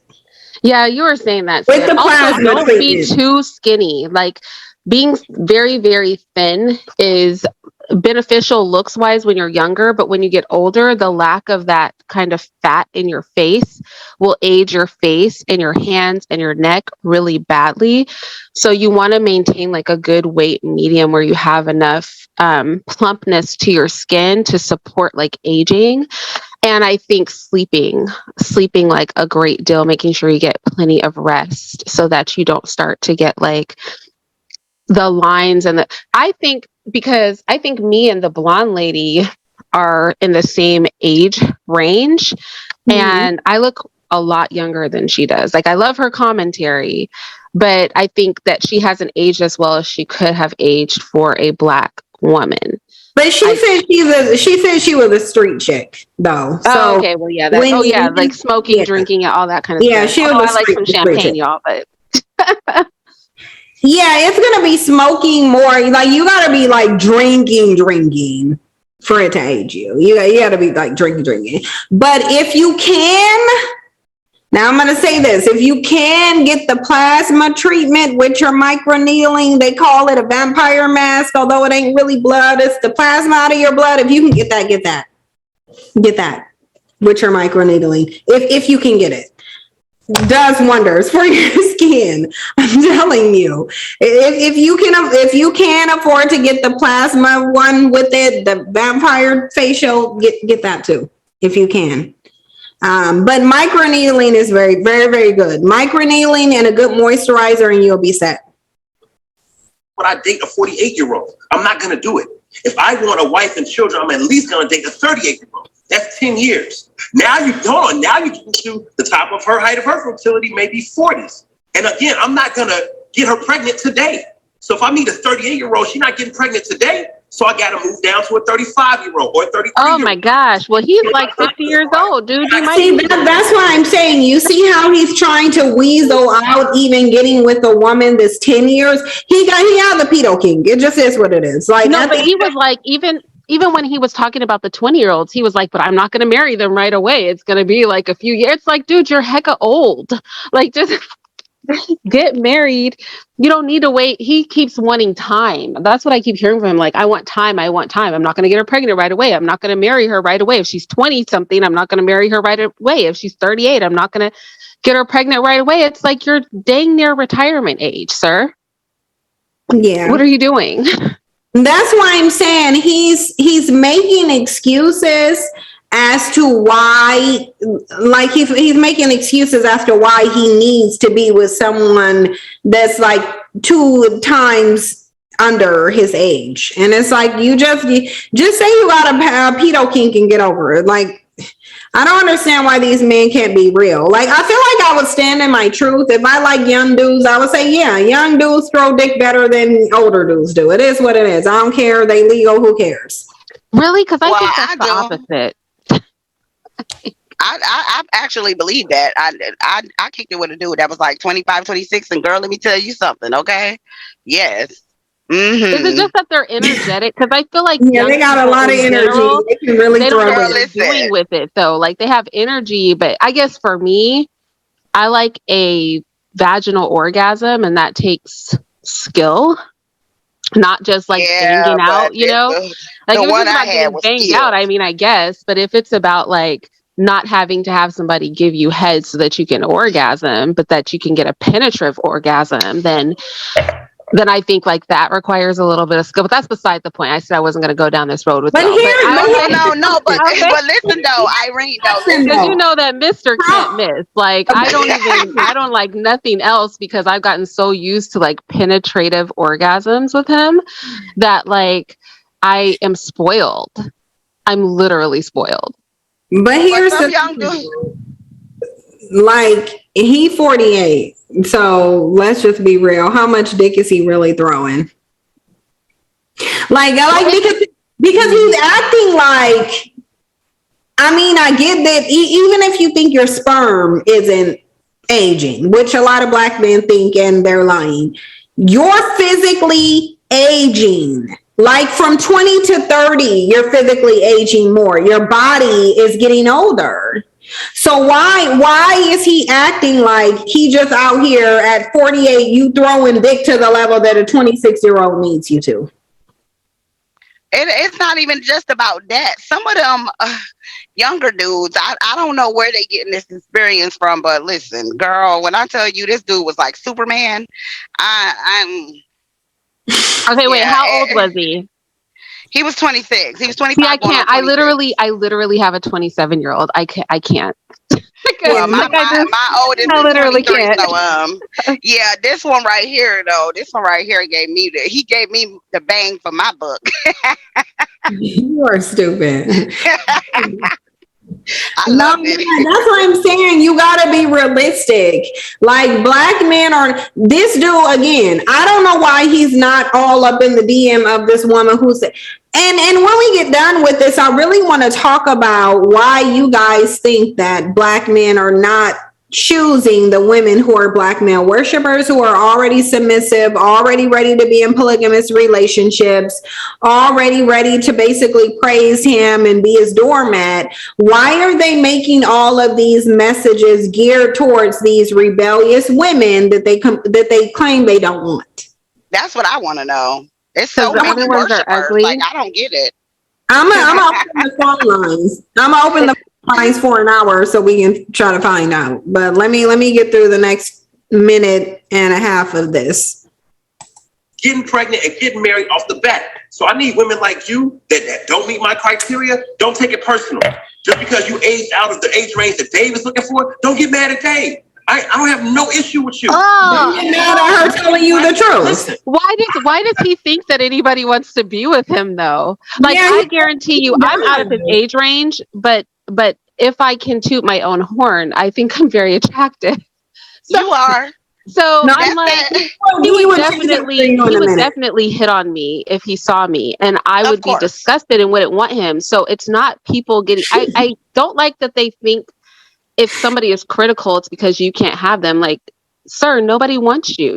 You're disgusting and grimy. Like, it's repetitive for the sake of remember, she came in complimenting him, telling him. Oh, yeah, that's true. Yeah, so now he thinks, okay, well, you're just saying this because you don't meet my qualifications. Mm-hmm. That's that black male worship. Yeah, when a compliment backfires. Yeah, I see. Yeah, she shouldn't have done that. She should not have started out saying, well, you're fine. Because now he, rightfully so, thinks that it's because she's out of that age range. And why wouldn't she? why women come at me. But the thing is, they come for me, Kendra, because they don't like that they don't fit my preferences. I just, honestly, Kendra, before we even hung up, 25 DMs, and all of them are being nice to me. I would rather speak to someone that's being nice to me, that understands where I'm coming from. It's like, you know what? Let me see what Chocolate Daddy talking about. As one of your own followers used to say, right? Chocolate Daddy. I'm cool with that, man. But don't come for me if I ain't come for you. I don't have no problem with you, Marilyn, but this is too much. Like, stop it. Save that for somebody else. That ain't for Dave.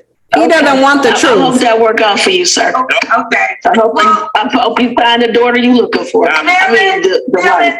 The wife. I'm going to continue with you. We had to give Dave a chance to defend himself. Now I'm going to pick my mother up for Kendra. My brother just got here. Okay. Well, I appreciate you coming back on to speak your piece. Peace out. All right. Have a good one, Dave. Like, do y'all see the black male worship though? Kendra is over here getting her black male worship on, because it's like, this is a whole entire grown man. You do not need to shelter him from the honesty and the words of this black woman that he agreed to be on the program with. So why are we sheltering him? Why are we coddling him? Why are we checking in with him like he's a 2-year-old? I don't get it, but she's doing it. Let me see if I can get through some of these super chats, and then I'm going to open the phone lines. DP said they did a study on ED, and over 40% of men age 40 are struggling with ED, and as they get older, it continues to decrease. Look it up. Yeah, and well, there's some dudes that I knew of who are in their 30s. They had dick issues. That's all I'm going to say. The Fabulous Life of Mocha Sage said, hello, ladies. I love your show. Wanted to put my beauty brand out there so that we all can stay beautiful and age gracefully. My company is Mocha Sage Beauty. Stay beautiful, ladies. I'm going to look it up and get the link. I'll throw it in the chat box for you. And because I'm about to look on there too, because I'm always for a good beauty product. Listen, and I have no bones about it. I'm trying to stay as youthful looking as I can for as long as I can. And nobody's going to shame me or make me feel like I'm shamed for saying that. I don't really care what y'all do. Look, if y'all want to look like a raisin, you can, but I'm not about to. DP said, my mom is 75, my dad is 76 and looks horrible. My mom got a white man checking for her in the complex, but my mom does not play on self-care, no wrinkle, and in shape. Yeah, no, that's good. I've seen some of these promotions of black women that just be keeping themselves very much in shape. And I'm not saying that's like every last one of them, but good for her. Okay, let me get the next one. Oh my God, stop going. Ultimate Gemini said, I had to get my mom out of the black don't crack. I don't have to do anything to my skin. I gifted her a facial and she gets them regularly now. Yeah, you need at least some moisturizer. Like, don't say black don't crack and you don't need anything. You need at least a moisturizer. Thank you to CPM, who sent 35 ZAR, said, I believe that children are our future. Teach them well and let them lead the way. Okay, thank you for that song. Yeah, I'm gonna look up your beauty brand. Let me type that into my browser right now and then put that in there because I need to see what that is. And as soon as I get through these super chats, I promise. Okay, so let me put the link to her beauty brand in the comment section, and you guys can go check it out, support her. You already know that this is black owned. So get up in there. I'm putting her link in the chat box. Get up in there and look at her stuff, and I'm gonna check it out too, by the way. But if you don't do anything, just get a moisturizer. If you want to do the bare minimum, you don't really want to do too much, get a moisturizer. Let me go through some more of these super chats, and then I'm going to open up the phone line. Actually, let me open up the phone line and let people call in, because I want black men to tell me why they're not picking women like this. Let me share the screen again. Listen, because this woman, oh, she ready. I want to know why black men aren't marrying women like her. Submissive, She's trying to be feminine. Now she's really masculine because she's the black man's keeper. So if you're a woman and you're the keeper of men, you're masculine, but whatever. She is submissive. She's willing to share. She will call you a king. She will go 50-50 with you. She'll shut up and won't challenge you. Why are you not going after her? Why are you making videos about these undesirable masculine women who won't cooperate or submit to you? I just want to know. Why not go for these women? I just want to know. And so let me open up the phone lines, and then I'm going to read some super chats while people come in, because I gotta know. We got, okay, where's my Campbell Beauty said, happy holidays, Sin in chat. Is winter. Don't let them in your house under no circumstances. Like, listen, ain't nobody coming to this house. You ain't bringing, listen, you're not bringing your 3 trash bags over here. You're not. I don't have room for 3 trash bags. Let me put this on here. Wait. Okay, here it is. So let me go and okay, 6.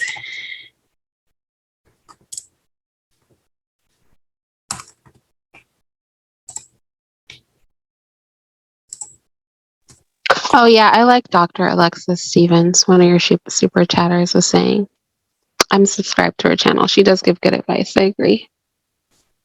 Okay, I'm about to pin the call-in number to the chat box. Hold on, I gotta get down here with all these other tweets and get the number. So this is the number to call in. I want men to tell me why they're not picking these women who are ready-made, submissive women who are willing to go 50-50 with you. They'll do polygamy with you. They'll do whatever you want to. Cara Michelle said, are you accepting new followers on Instagram? My request is pending and I love to follow you there too. Okay, I'll approve it, but I don't really interact with Instagram that much. But yeah, I'll go on there and I'm gonna approve a bunch of people because I have a bunch, and I think I'm just gonna open it up. But the reason I closed it because struggle bandits like to get triggered and report. And I don't even do anything on Instagram. Not really. I don't even really do anything, but they'll report anyway. But I'll open it up so that people can just follow. Jasmine said, ladies, watch Dr. Alexis Stevens. She is a beautiful Black dermatologist. She gives amazing tips too. I'll definitely be checking her out. Love always said, oh, she just sent us the little emoji. Thank you so much. Okay, this ain't letting me see. I gotta go to the studio to get these.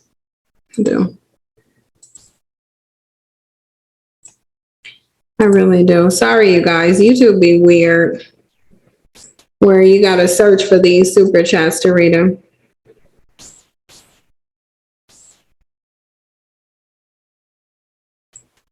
Yeah, I gotta go back over here.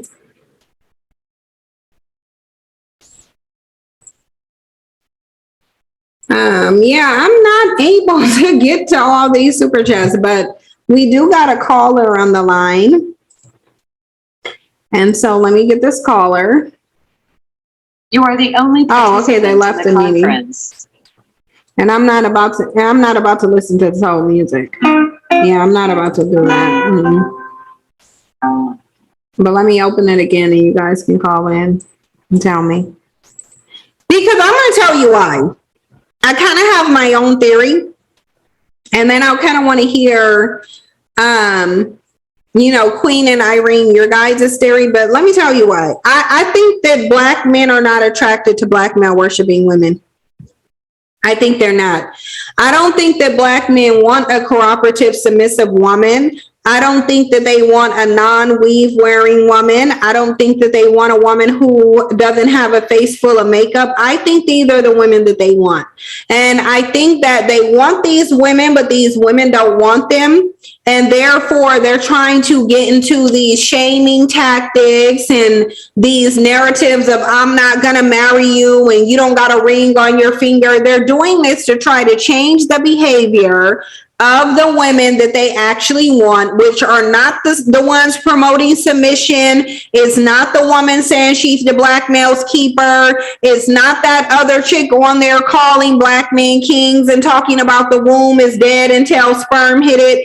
Black men don't want those women. They don't. They don't want those women. They want the women who adorn themselves with makeup, who have strong personalities, who looks like that video vixen, who has the options. That's the type of woman they want, and they can't get that woman, so they're trying to shame her. That's what it is. Sheldion said, aging is primarily genetics. My dad was 24 years older than my mom, and he looked younger. He looked young. Men younger than my 33-year-old son of every ethnicity approach me. I drank 20 plus years. I'm 54, still look great. It's genetic. Genetics do play a lot into it. Genetics even determine whether you get stretch marks when you're pregnant. Cara Michelle said, funny story, a struggle bandit pulled up beside me in the cat trying to holla. I was listening to you. I turned the volume up and looked straight ahead, and he probably ran. I'm sure he ran. Oh yeah, I already read that from Camel Beauty. Sorry, I'm just still trying to make sure I get all these, but we do have some callers, so let me go to the phone. There you go. There are 3 participants in the conference. I gotta mute all of y'all, and then I'll get the first one. And they can unmute themselves. 836, you're on the line. Or 863, sorry. You're on the line. Hey, hello. Hi. Hey, how are you? I'm good. How are you? Can you tell me why don't black men go after the black male worshiping women who are ready to submit? Why aren't you guys marrying those women? Well, I'm sorry, I wasn't the crowd you ran before. I'm Cuban and Arabic. My wife is black. Yeah, so Cuban isn't a race. Can you tell me what race you are? I look Middle Eastern. I don't know how else to say it. Middle Eastern is not a race either. And I don't know what so you're saying you look like you're mixed or what? You look like a mixed white person? Yes, ma'am, you got it. Okay. All right, so what are you saying? And my wife is black. Previous to me, she was married to a black man. And what it boils down to, unfortunately, they don't appreciate, and the women that would be like that, like what you just described, to them, they're either too old in their eyes. Then he sounds really choppy. Is it just me? He doesn't sound choppy to me, but he sounds really low. So are you able to speak up a little bit? They're having a hard time hearing you. Yes, of course. What it seems like is either the black men have that problem in their eyes because the women that are exactly as you described are either too dark in their eyes or too old in their eyes, and they don't appreciate what you just said. So you think black men just don't have an appreciation for the submissive women that are really going to cater to them and treat them like kings? What type of women do you think that they really want? They want that, but they want it to be a young, light-skinned or young white woman. They don't want it to be a woman over a certain age, and they don't want it to be a woman that's too dark in their eyes. So you think they're skipping over these women because they black, basically? Yes, that's what I'm saying. Yes, that's exactly what I'm saying. They're passing up on exactly the group that you described, the black women that are like this, because they categorize them in their head as too black or too old. Wow. And see, I think very harsh. I think that black men don't pay attention to what other people's what conclusions other people come to based on what they promote online. Because I personally think that that is part of it, especially with this woman who's called the black man's keeper. I think that she doesn't have the look. I think that her skin is too dark. I think that she's not wearing any makeup. She's too natural looking. And I think that they don't want her because of that reason. I agree with you 110%. They want something that looks artificial. They want something that's light and they want something that's young and just popular among them, man. That's what's their popular thing. It's like seasonal, like clothing. You know, that's their popular thing. So let me ask you something. Because a lot of people say that Black women won't submit and Black women are masculine. Are you having those issues with your Black wife? Not at all. You know what it boils down to? When you fall into your role as a true man, your woman falls into your wife. She's my wife. We've been married 3 years now. Like, they fall into the role as a true woman, as a true wife, as a true mother. You get what I'm saying? You just do your job and they do their job. It flows naturally. So do you think, basically, based off what you're saying, is it accurate for me to say that you think the issue is that Black men are not expressing manhood and that's why they're not able to get the submission out of the women or the femininity out of the women that they want? Yeah, and if they do it the wrong way. They do it in a tyrannical way. You understand what I'm saying? They do it in a tyrannical way that is not the way nature was intended. You know, and as far as to answer your previous question, it's simply they'll pass on the submission, you know, the submissive female that would do the Black worship and everything because they're either too dark or too old in their eyes. Yeah, I absolutely agree. I really do. Queen Arnila, do you want to comment before I let him go? Okay. No, I agree. Go ahead. I was going to say, not on what he said per se. I think like both things can be true. I think they're not going for those types of women because they are unkept. They're basically not, they're doing like the bare minimum. Like they may be clean, but like that's it. But I think that the truth is like somewhere in the middle. I think obviously a woman that's wearing like a wig down to her knees, which has become a style, or those bird eyelashes and stuff like that. I think men are being very honest when they say that's not attractive, but I think they do like augmentations, right? They like the physical plastic surgery that women get to make them look a certain way. They like some amount of makeup to enhance a woman's beauty. They like that polished look. I think the thing is that they don't want to pay for the upkeep of that look and they can't access those women, like you said. But I think they're not going for the other women because they seem unkept to them at the end of the day. And they don't actually like the natural aesthetic. They don't want a woman that's completely unshaven. They don't want a woman who's just rocking a natural fro. If she's not going to have any other adornments about her. I think most Black men are seeking a European aesthetic. And so a fully Black aesthetic that's not polished off is something that they simply don't desire, which is why they keep trying to lower the self-esteem of women who are actually put together and make them feel bad or get them to stop doing all that stuff so that they will be unkept and then they can be more easily exploited and abused because they are at that point unkept. But really, men's standards are not as high as they pretend. Like, honestly, men's standards are not as high as they pretend.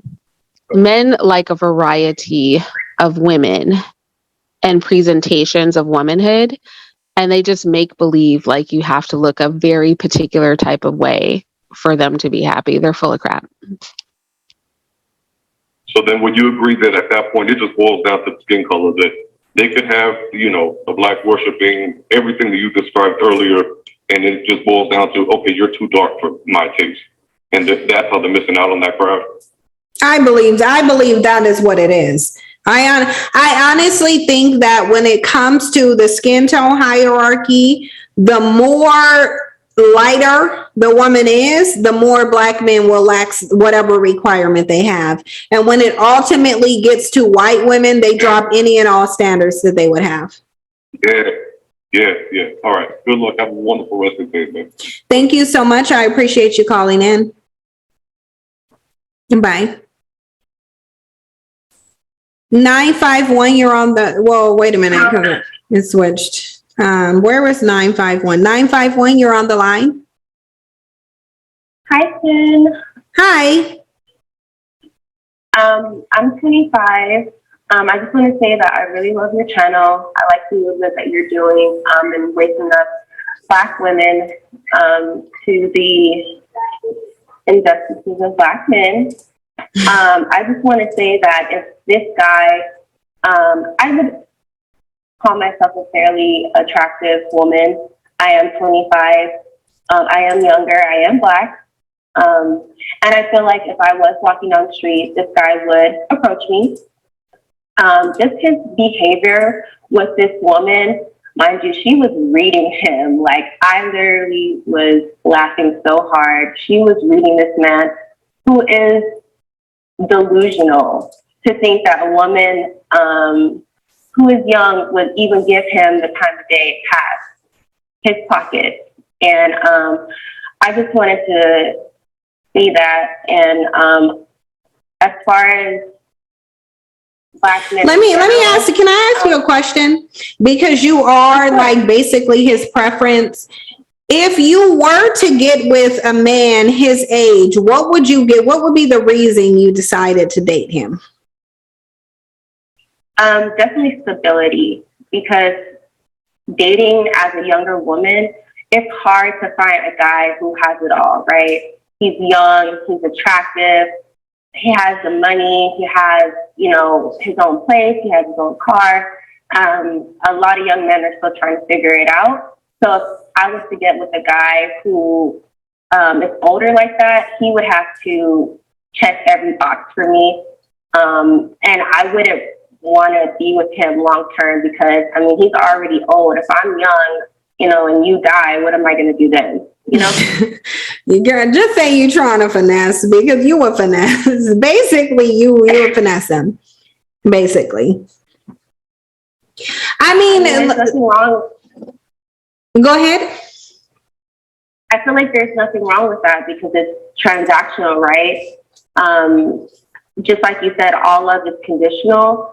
I don't feel like we as women have to lower our standards just for the sake of having a man. You know, if you want me to keep my nails done, my hair done, me looking tight, me with the best clothes, you need to pay for it.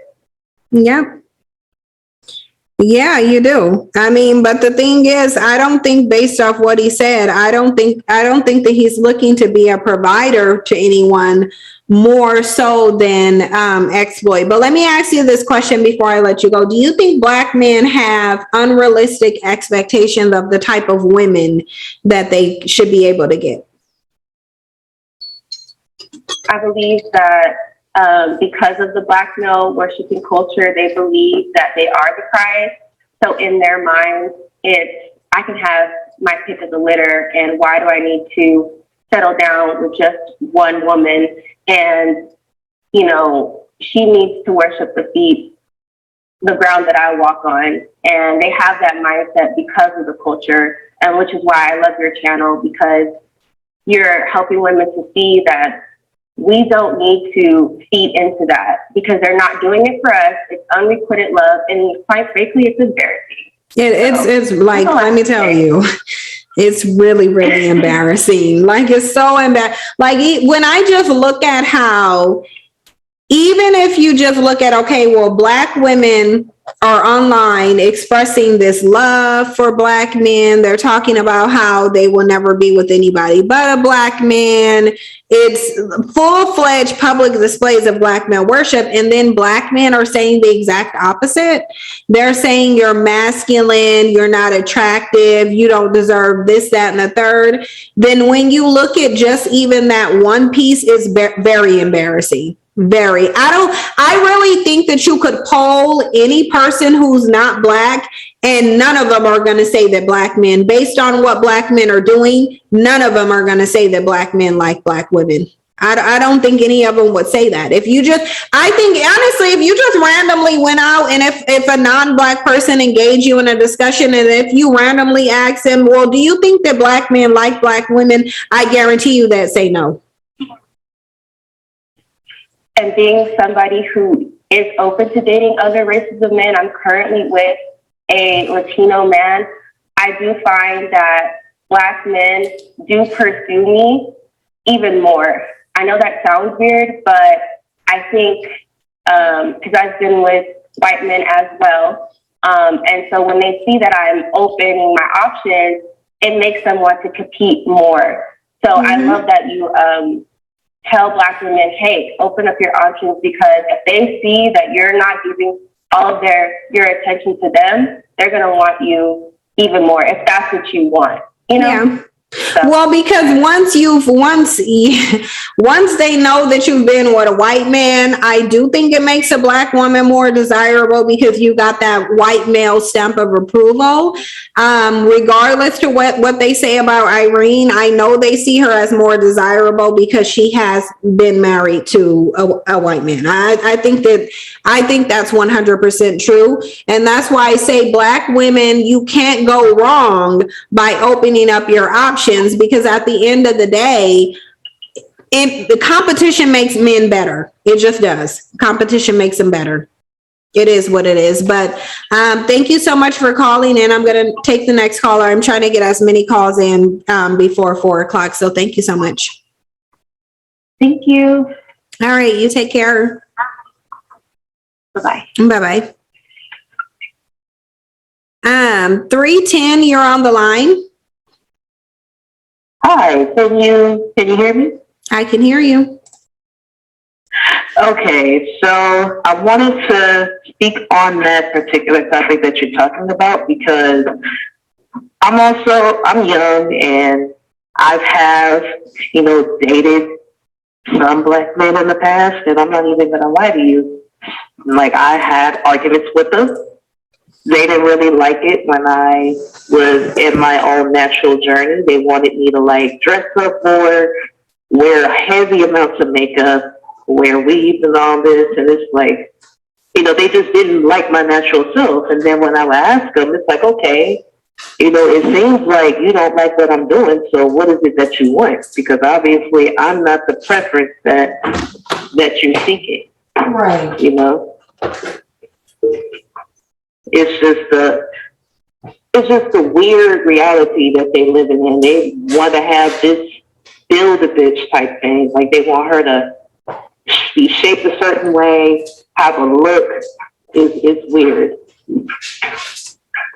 So I'll ask you the same question. Do you think that Black men's expectations of what type of woman they should get, do you think is realistic or unrealistic? It's unrealistic. Like, you can't find everything that they're looking for in one particular woman. It's just impossible. Yeah, not when you 48. Not when you 48 and you want somebody who's 26 to be in a relationship with you for who you are and not expect you to pay her. That's unrealistic. Right, it's unrealistic. And I'm not going to lie, I open up my options because I'm like, you know what? I'm not going to sit over here and just stay over here single, waiting for the right one for me. I open up my options, and I'm not even going to lie.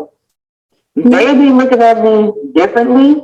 Like, there'll be some that will be trying to talk to me, and they'll be trying to ask me all these questions like, oh, why are you with him? Or, oh, what do you see in that guy? It's like, the same reason how he views me. He sees something in me that he wants. So, All right. Well, thank you so much for calling. I appreciate it. You too. All right. So I'm going to take the next caller, but I am primarily, I really want primarily Black men to come tell me why they're not marrying these submissive Black male worshipers who are calling themselves the Black male's keeper. Like, honestly, I really want to know. I really want to know. You know what I thought was interesting about the whole video clip we watched is he never spoke about the character of the woman or traits that he wanted in a woman that's going to be probably the primary caregiver of his children. He just I just want somebody young and fertile. And it's like, just because somebody's young and fertile won't make them a good wife, won't make them a good mother. Not saying there's not benefits to beauty, youth, infertility. I'm not saying that. I'm just saying that if that's your only criteria, that level of superficiality, you're doomed to fail. And maybe that's why, since they're always putting the divorce rates on Black women, maybe that's why the divorce rates are so high, because they are not choosing very well. And so these young, fertile women, once they have the kid and have what they want, they kick rocks and take whatever little pennies you have. If you have pennies, because we know overwhelmingly, there's no money like that in the Black community. You know what he also didn't mention? Trickle down. Do you know what he also didn't mention? He also didn't mention what he had to offer that 26-year-old. Like, what? He don't have nothing. He doesn't.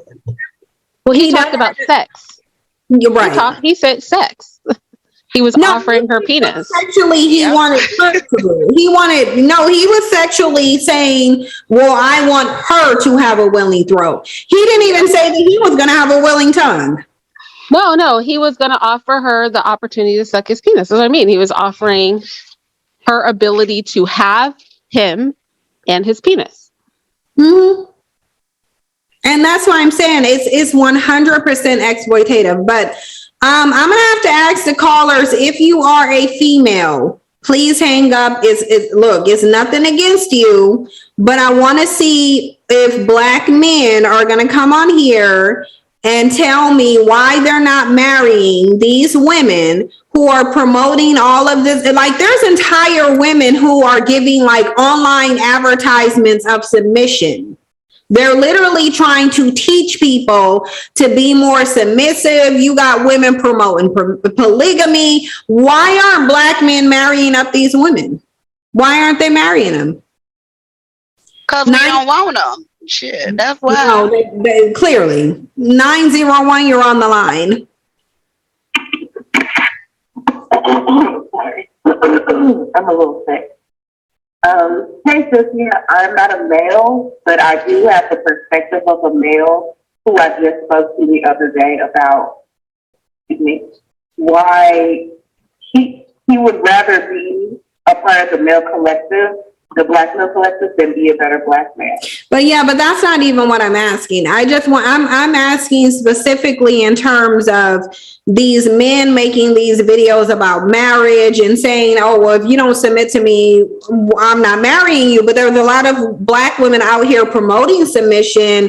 Why are they not marrying these women? So I'm sorry, I'm going to have to let you go, but thank you so much for calling in.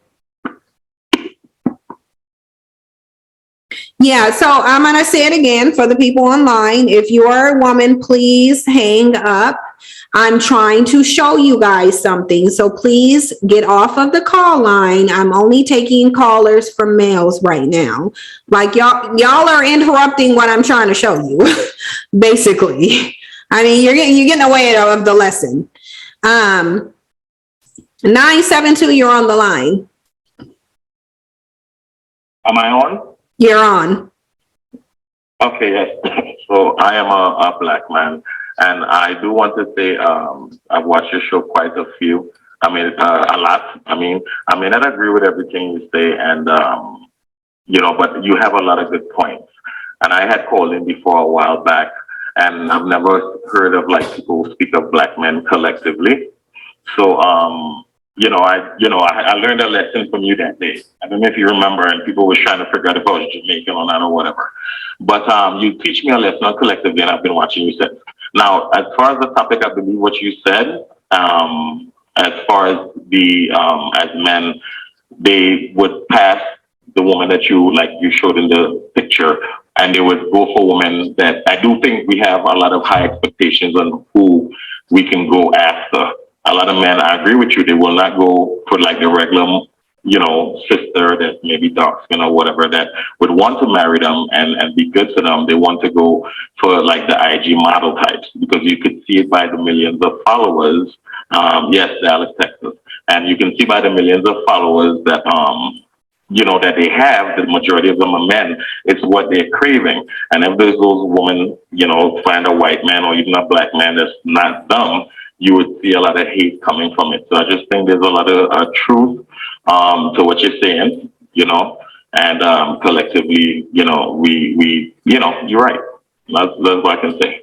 Right. So my thing is that tell me one more time why if black men are saying they want a submissive, feminine woman who will cooperate, like a lot of the times they're not even talking about her skin tone or how she looks. Like even in the video that I played in the beginning, he ran off this gambit on the undesirable characteristics of the women that he don't want. But there are black women out here advertising submission, advertising that they will be in polygamous relationships and share him, talking about being in a woman's place. But these women are single. Black men are not selecting these women. So I want to know, why are black men not selecting these submissive women? Like, why are you chasing women that you know are not going to submit to you, that's going to have high expectations? Why are you chasing those women when you're saying you want someone submissive?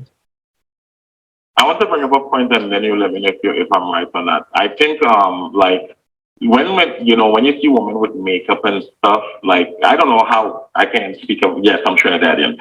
Yes, I don't know how all, like if you look at women with makeup and weave and all of that stuff, like the real pretty doused out ones on Instagram and stuff like that, right? Mm-hmm. To me, that's very feminine looking to me.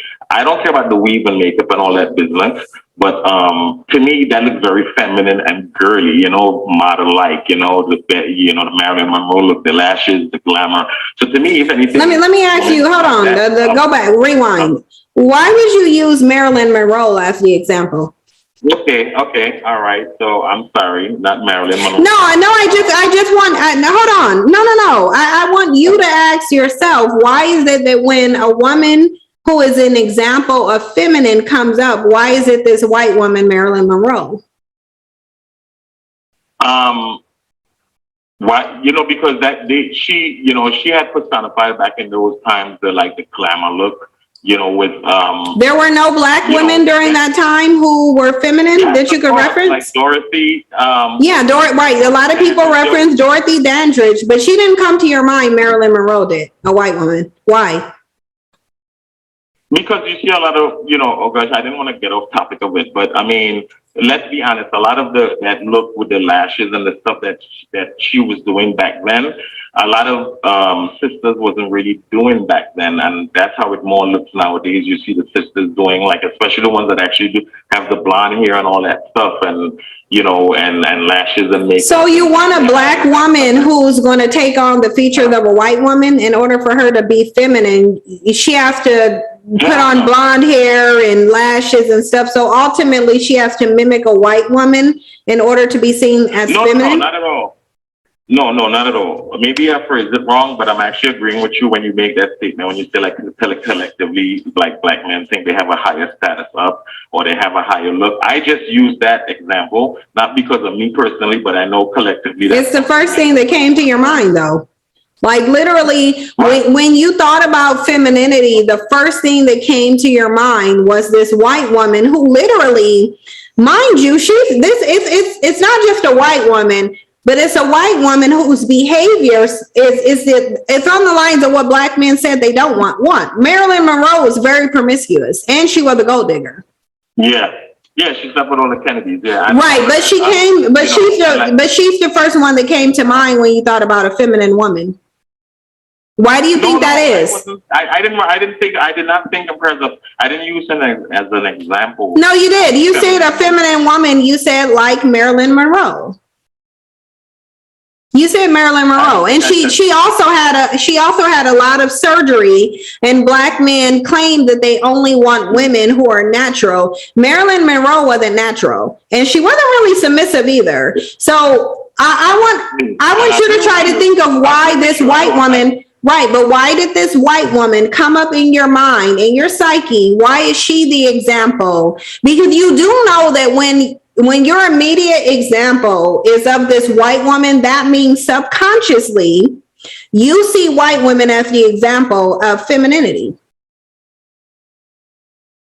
No. Yes. That I definitely don't. No, that is true, because that was the first example that you gave, even though you admitted that there are Black women who are around that time. Example, but now that you explained it to me, I'm telling you that's not what it is to me. Right, but I'm telling you, you might want to look into that, because Marilyn Monroe was on reserve in your mind as an example of a feminine woman. That's just what I'm saying. And then you mentioned a lot of Black women didn't have blonde hair or lashes or makeup. So you're basically saying Black women weren't able to mimic the look of a white woman. I just want you to pay attention to what you're saying. Right, I'm saying that the glamour look that is just personified today by a lot of Black women do come from that type of mentality, with the hair being fine and not being coarse, with maybe contacts, with the extra lashes. That's the kind of stuff that was portrayed back then in the 50s or whenever she was alive, as far as beauty and stuff like that. And a lot of them, they may not be trying to be white, is what I'm saying, but as far as like the glamour look, that's why I use her as an example. But you think white women are associated with glamour and femininity. That's what I was hearing too, is like when you think of glamorous, you associate that with that particular aesthetic. Angela Bassett, and I think she's very glamorous. I think she's one of the most glamorous women. But you didn't mention her, though. Like I said, maybe it's a bad example. Maybe I just used a bad example. No, it's not. I don't think she's saying it's a bad example. I think what she was saying is sometimes we, like, regardless of where your ultimate stance is, which I understand you're saying you agree with what Cynthia is saying, but I guess what she's trying to get you to understand is sometimes all of us can have internal biases and conditioning and not realize it. And so she's getting you to reflect on like your word usage and your examples, not that they're bad, but to consider contemplating why those were the first things that came to your mind, like to associate glamorous with that particular aesthetic. Where does that come from? Or to pull Marilyn Monroe up as an example. This isn't like an indictment on whether it was bad or good, more of take time to consider why, you know? You to find themselves, right? What type of hair they don't choose yaki, they use Remy, right? Or they use some type of Indian type hair, right? Something that's more fine, that's like white woman, they pop. Right, but they weren't doing that during the time that Marilyn Monroe was popular, though. Black women weren't doing that. They weren't really weaved out and all that stuff. You even admitted it. So they weren't doing it back then, but okay, so I get what you're saying. So, okay, so I shouldn't have used that as an example. No, listen, I want you to understand something. Listen, I want you to understand something. This isn't about me shaming you. I'm trying to get you to understand, as I'm asking you these questions about Black men and why they're going for types of women that they say that they don't want, and why they're not marrying the women that they say that they do want. I'm just trying to get you. They're chasing after because they're chasing after, like you said, they're going after a woman that they may not be, their expectations are too high of the type of woman they think they should get, number one. And then also number two, that they will pass over like the mammies and the people that you say that like would support them to go to these either superficial looking women or these Coca-Cola bottle shaped women, because, that's what they consider beauty. And if they don't get it, of course, like you said, the next reaction is to get angry and start dissing. I think Black men associate beauty with white women. I think they associate beauty and femininity. And the reason I was pointing that out is because I was trying to get you to realize that on a subconscious level, you make those associations too. You're making those associations on a subconscious level. And that's why, because your subconscious brain, hold on for a second. Your subconscious brain is very different from your conscious awareness. This is your subconscious is what you're not aware of. This is where all of your wants, your desires that you can't consciously speak, your subconscious. You something? Hold on for a minute. Hold on for a minute. Hold on. Your subconscious is recording those things. So if the first example you give me of a woman that's glamorous and feminine is if that's a white woman, if your brain is pulling out a white woman, then that means you associate primarily femininity and glamour with white women. That is what it means. It means that in that space, a black woman is not there, a white woman is. So that is your primary association. Why are you combining femininity and glamour? Because you combined it. You did. You did. Never said that. You did. Yeah, you literally referred to the Marilyn Monroe aesthetic as glamorous. Mm-hmm. Yeah, you did. Like if you listen to this on the playback, you'll hear yourself actually say that. You do. You do.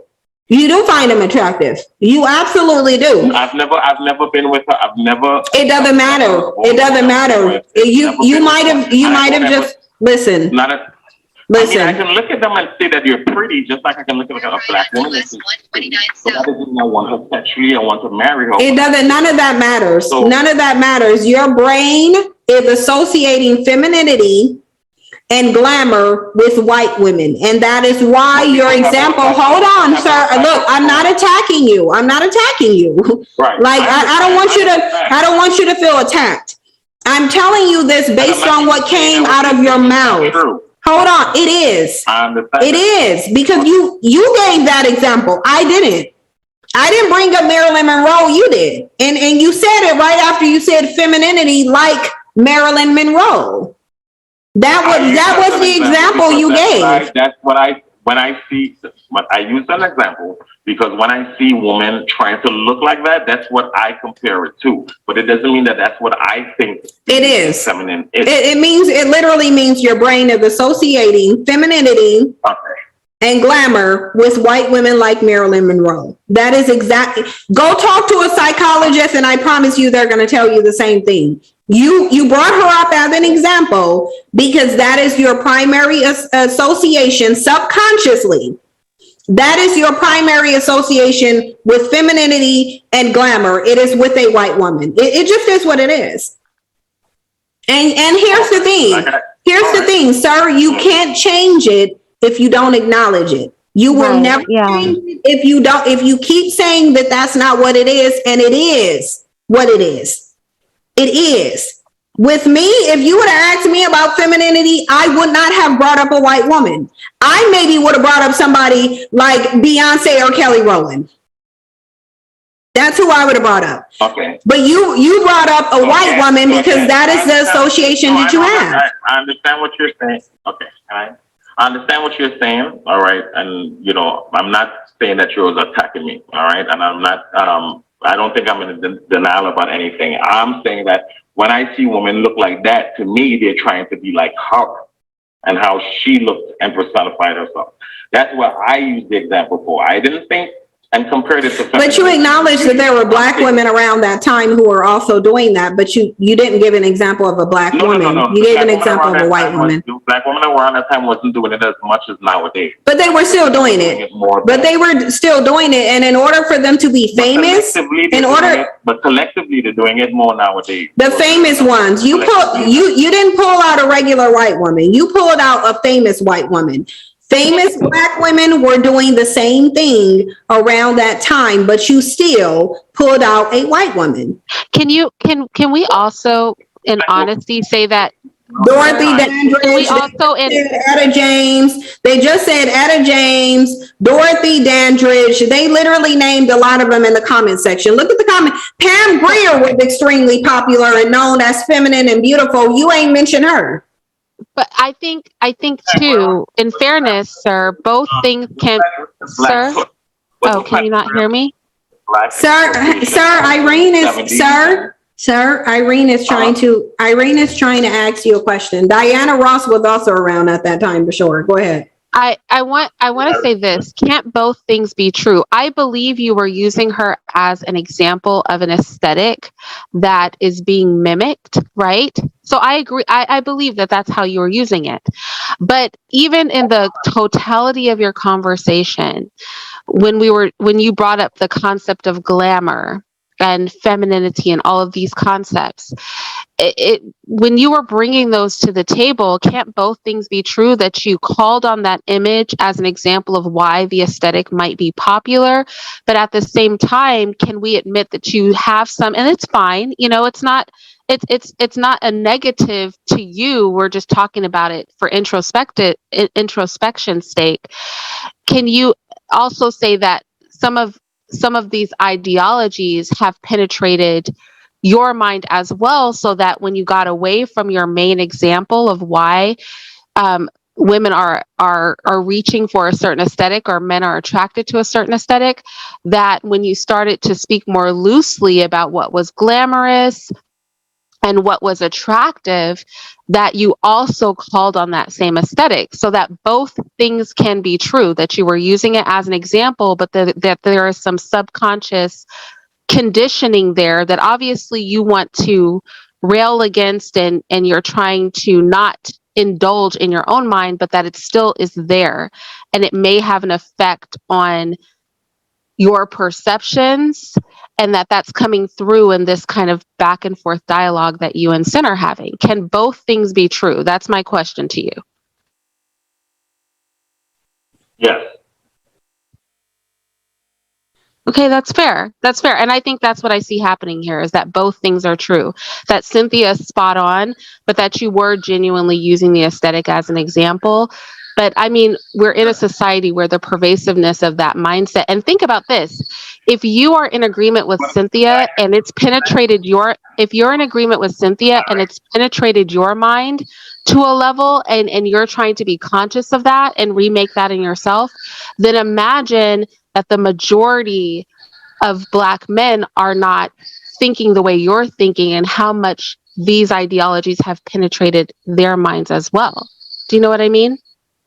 Right, and I see them, nothing I know, this time, no doubt, some Shaka Khan, etc., and stuff like that. Okay, but we all know in American society, back in those days, even if we as Black people in the community had loved those women and adored them as being glamorous, we know in American society, on a whole, they weren't seen as glamorous, and that's why I use the Marilyn Monroe, because that's what they picture glamorous as. I don't picture glamorous as that, but I was just using it in the frame that saying that that's what was seen at that time as glamorous, and it just happened to be a white woman, because we all know back then, you know what I'm saying, they were fucking up the white people more than the Black women and stuff like that. So that's why I say that. But that's not true, though. It didn't. When it comes to your brain and how your brain function, it's not. It just so happened to be a white woman. No, your brain is making that association for a reason. That's not. It's not. You're thinking, it's just whatever random toss of a woman. She happened to be white. That's not how the brain works. It's not. That's not how the brain works. You're right, and you may have a sir. Your brain works in associations, sir. I'm saying you may have a sir. You're just thinking I'm arguing with you. Right. No, but I'm trying to get you. I'm trying to get you to understand something. Your brain works in associations. So you're associating femininity and glamour with that white woman that you came up with as an example. And I'm not saying I'm not saying you don't make the association with Black women.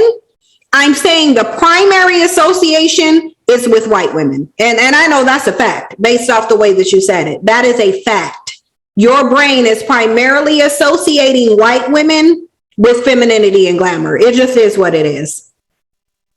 No, what it is that my brain glamorize themselves like they're trying to be like her. That's the example I use. Now, if you want to flip it and to prove your narrative, because I know what your station is about and I see the comments, then that's fine. You can flip it. I know. Don't do that. No, sir, don't do that. Sir, don't do that. Don't do what? Don't do that. Don't do what? Don't put your words on me. Those are the words that came out of your mouth. They didn't come out of mine. Right, but I'm telling you the meaning behind my words, but you're telling me another meaning. I am. I'm telling you that you said it. I'm telling you that you said it because you make that association. That's what I'm telling you. Go ahead, Queen, because I'm about to take another caller anyway. I was just gonna say that I think that a lot of Black men, this kind of misses them, that they don't understand that subconsciously that's exactly what they feel like. Because when women go and get the weave down to their butts and they got all the makeup on and they got the long eyelashes and they got the long nails and they got the aesthetics and they go get the BBL and all that stuff, then they're worshipped. And when they're not, they're looked over. So, you know, I don't know why he's having a hard time associating what you're trying to explain to him psychologically. But truth be told, most Black men think like that. They do. They do. Can we be honest too? Like, I'm glad you brought that up, Queen. Is there's this kind of weird place that I see a lot of Black men who are very like, who try genuinely to be very pro Black woman and Black family, that they go where they're like, I'm not even attracted to white women. And, you know, they're not, you know, there are no beautiful white women. And, you know, I don't make those associations. They go to this place, but then a lot of these men, this is what they'll do. They'll go get, let's say, a Black woman who has a looser hair texture, but has dark skin, or they'll go get a Black woman that kind of has very non-West African features, right? Somebody that looks a little bit more like East African, that has what we often refer to as fine features.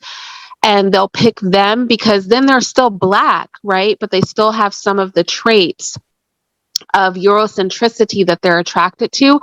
Or a lot of these Black men will pick the darkest, blackest woman on the block, but then when they are alone or when they're in their own private lust, they'll be masturbating to European women, right? So I just think there's this weird place, maybe some transitional place, where there's kind of overt disrespect of Black women, and to this place where they're trying to work through that and step away from those feelings.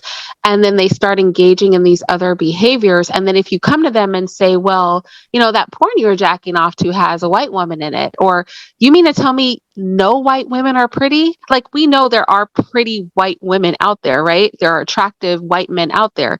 Beauty is just not limited to Black people, but nobody is pretty to you. Like, these sort of disingenuous statements, I think, are the extremes they go to. Or, okay, so you love Black women, but your wife or your girlfriend is more ambiguous. Or, you know, I noticed you didn't pick the blackest woman on the street with the kinkiest hair, right? So I think sometimes that you can hop to the other extreme in an attempt to kind of snuff out things that they know are deep inside of them, instead of acknowledging that they're there so that they can be dealt with honestly. And I think that is like an issue in and of itself. And I'm not saying all of those things apply to you, sir. I'm just saying, like, when I hear you talk, it gives me the feeling, you guys have seen it caricatured, like the Black militant with, like, you know, with like the white wife, or the Black militant with a Black wife, but he's cheating with a white woman. And we've actually seen this happen in real life. I mean, we had that happen with the Panthers, right? Where it was blackly black, but he was secretly raping Black women in service of his lust toward white women. So we have to be careful with, like, all of us just being resistant when the truth is brought to the table, because it's that internal look at ourselves, not that our intentions aren't good, but that denial of that internal kind of dialogue that's going on that actually can be more dangerous than overt and overt Black misandry, right? That you say. I agree with everything that you say, Ms. Island. So, you know, everything that you just said, I agree with the way that you put it. And okay. Out of the abundance of the heart, the mouth speaks.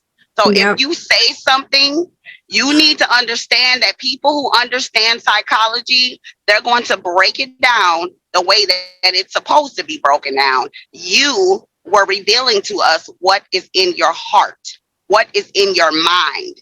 Even though you may not recognize or understand that, that's what you just did. Yeah. And I get that you're like, I get that, because I think you came up here to try and set yourself apart from, you know, the type of black men, and you may be different from them. I'm not saying you're the same by any means, but subconsciously you think the same way in a lot of regards, because they put whiteness on a pedestal to a degree. You put it on a pedestal as well. But again, you understand I didn't use that example because that's what I thought glamour is. That's what I. But that is. But I know. But I'm telling you, subconsciously, that is why you gave the example. And I know you want to run away from that because that's something that you don't want to deal with right now. But you spoke that because that's what you believe. Subconscious. I know subconscious stuff. You know, when stuff is subconscious, that means you're not, you know, aware of it. Like aware of it right in front of your eyes. So you may have a point that when I sit back and think about it, well, okay, why did I use her as an example? I could have used like somebody else. So, you know, you may have a point to what you're saying, you know. So I'm not gaslighting, and I didn't come in here, I see in the comments, I didn't come to gaslight and all of this nonsense. You know what I'm saying? Like I said, I watch you and I believe what you say collectively as, you know, as a black man, a lot of things that, you know, the stuff, the list, like the guy you had with the list and what he was saying. I mean, I've never in my 46 years asked a woman to be submissive or say, you know, so these type of things, I don't know, like, so you have points to what you're saying and I agree with, you know. I just want to have one request before you go. Can you do the dusty voice for me? No, I'm trying to take one more call before I go because this call did go for a long time. So I'm trying to take another call because I have to go. It's already 4 and I'm trying to take one more call before I go. So I can't do that. I can't do the dusty voice. This is not a circus where you get an animal to do a trick. Can I do it for you before I go? No. Can I do it for you before I go? No. Sure. It sounds funny. Sure. Fine. It sounds just like you. Fine. Okay. All right. Here we go. And he said that you will leave a makeup. How was that? Was that good? That was good. I like that you were able to suppress your accent. I wonder how people do that, but thank you so much. I do got to get to the next caller, but you know, just think about that for a little bit. Just kind of honestly give it a little bit of thought process, and then you know you'll be able to accurately deal with it if you do. You're welcome. I will. God bless you, Irene and Queen and all ladies that says I'm dusty and gaslighting. I love you too. Happy holidays, Hanukkah, whatever, and I'll take care. Thank you. You as well. Yeah, don't pay attention to the comment section. Just try to think about what you should be thinking about. Yes, ma'am. Thank you so much. Bye. Bye-bye. You're welcome. Bye-bye. All right. So I'm going to take this one last call, 859, because that was the one that was up next. 859, you're on the line. Yeah, what up, Sharon? How you doing? Oh, yeah, I gotta go. I gotta get a man. Sorry. I have to. Oh. I'm sorry. I'm trying to get men on here. So I'm sorry. I gotta let you go. Are you gonna let me go? I'm sorry. I'm the one you want to talk to, bitch. I just can't. We're trash bags. Trash bags will be trash bags, though. I mean, what can you expect from them? 443, you're on the line. Hey, Cynthia, how are you? I'm good. How are you? Pretty good. How you doing? How you sisters doing? I think everybody hit on some more powerful points. I think as black men, well, I'm telling you, I'm 52 years old, and I think as black men, we really need to, per the last caller, about our subconscious psychological conditioning and how deep and how detrimental it's been to us. Growing up, we were what do you call it? Sir, we don't have time to go all the way back to our childhood. We don't have time for that. So basically, I want to know, why do you think that Black men are not marrying these submissive women that are worshiping them, that are calling themselves the Black man's keeper? Why aren't Black men marrying these women? Why are they chasing after and making videos marketed towards Black women that they find to be uncooperative and masculine and not what they want? Number one, some of them, we exhibit so much self-hatred that we don't care. Number two, Black men feel they are not accountable to anyone but themselves. Can you say that again? Black men ain't accountable to nobody but themselves? Because they're not. They're not. No. I'm being honest. I'm being serious. And number three, like I said again, the psychological conditioning has a lot to do with it. So what do you mean when you say psychological conditioning? What do you mean when you say conditioning? Conditioning through the TV, music, media, all that stuff. Right, but y'all were worshiping whiteness before TVs were even created, though. Exactly. Right, so then it's not. So then no one psychologically conditioned you. No one psychologically conditioned Black men to worship whiteness and be self-haters. That I know for a fact. No one psychologically conditioned you. No one psychologically conditioned us? No, it's more like your self-hatred and worship of whiteness was exploited, but no one conditioned you to be that way. No. Black men have always hated themselves. And I don't know why. Maybe you can tell me. Throughout history? Yes, throughout history, Black men have always hated themselves. Now, sir, can you tell me why Black men hate themselves so much? No, I can't tell you that. Well, why would Black men, let's say hypothetically, let's go with what you're saying, Black men were conditioned. Why, if you know that you're conditioned, why are you still holding on to the conditioning of worship of white? Because, why? It's comfortable. It's comfortable. You're not accountable to any. You're not accountable to yourself. You're not accountable to your family. So if you're not accountable to yourself, how is that not self-hatred? That is self-hatred. Right, but you said Black men are not self-hating. I said they are. You said they're not, but then you said they're not even accountable to themselves. They are self-hating. They are self-hating. Very much so. And it's dealing with that psychology again. You know? So basically, self-hatred is why Black men are not marrying the women who want them. They're chasing after women who don't. Yes. Let me tell you, what do you think Black men prefer? Do you think Black men prefer a woman who values them or a woman who don't? Well, collectively, I say a woman who doesn't. Yeah, I agree. They value women who don't value them. So basically, you're saying then that I'm correct when I say Black men are not even attracted to Black male worshipers. They're not attracted to them. Nah, nope, not at all. Not a woman's going to be really in their corner. I mean, you'll have a half. I mean, maybe a small population of Black men who really are down for Black women, you know, but majority of us, you know, we want that manufactured, fabricated, Eurocentric looking exotic woman, you know, and it comes from that psychology again. And one of your guests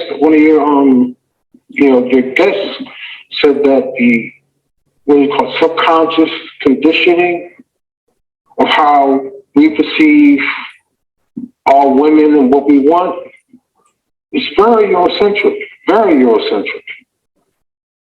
I mean, that's a topic for another discussion, though. But it's deep. I mean, it's deep, sir. I don't know what to tell you. Yeah, you don't have to. I know. Listen. I promise you I already know. I promise you look, I studied history. I researched it. Yeah, I already know. Black men ain't never loved themselves, ever. Never. There's no, and even the time when they were giving the appearance of it, they were pretending. They've never loved themselves. These are men who, I don't even know if from day one they even had self-love. But as far back in history as I was able to trace, Black men ain't never loved themselves, ever. Or us. They never loved us either. Yeah, so sir, let me ask you this one question. Do you think that the collective of Black men love Black women? No, honestly. I don't. Like, honestly, do you think, why? I can't answer that question. I'll be honest with you. I can't. There's no reason you just don't love Black women just because you're Black? Mm-hmm. I mean, I really can't answer that question because I don't know. I mean, I could guess, but they don't love themselves.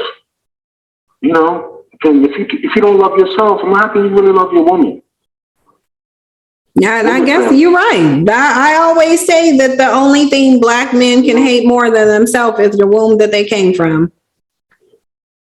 Their mothers. Yeah. And some Black men really don't want to be associated with that. Associated with somebody who looks like their mother, who acts like their mother, who, nurtures like their mother. They want something other than that. So I said we're very confused. Black men are very confused right now. Yeah. Not going to say everybody is, but I work in mental health, substance abuse, and I work at a men's shelter, and I can see the type of conversations Black men have with each other about women, and it's atrocious. Mike, give me an example of one thing. Our mental state and how we discuss women, how we talk about women is very degrading. It's very bad. So would you say that Black men hate women in general? Yeah, they have very low opinions of women. Why though? Based on what? I'm sure in those conversations they have to give examples. Some of it's based on trauma. Like some of it's based on trauma. Like I said, some of it's based on trauma, whether it's whether it's self-inflicted trauma or trauma coming from their loved ones. Because some of these men have been abused by women, and they have a certain, psychology towards women, a negative psychology, and they need to really get to some of their deep trauma to really change their whole perception. Do you think that their attitudes can be are caused by not having a male role model, like a healthy male role model, a father? Did you notice that they grew up fatherless and without healthy patterning on how they should behave or interact with the opposite sex from a male perspective? Exactly. Father and a healthy relationship with their, mother as well, or other women within their families. So, I mean, it's like I said, it's deep. Trauma is deep and it's real. And it really kind of alters their skewed perception of women. My personal opinion. I'm not a. Can I ask you another question? Do you think men? So there's. Can I ask you a question? So I'm curious if you think men have the amount of space that, say, women and children do, and and those that are incapacitated, like, you know, do men have the space, an able-bodied man, do they have the space to kind of submerge themselves in their own trauma?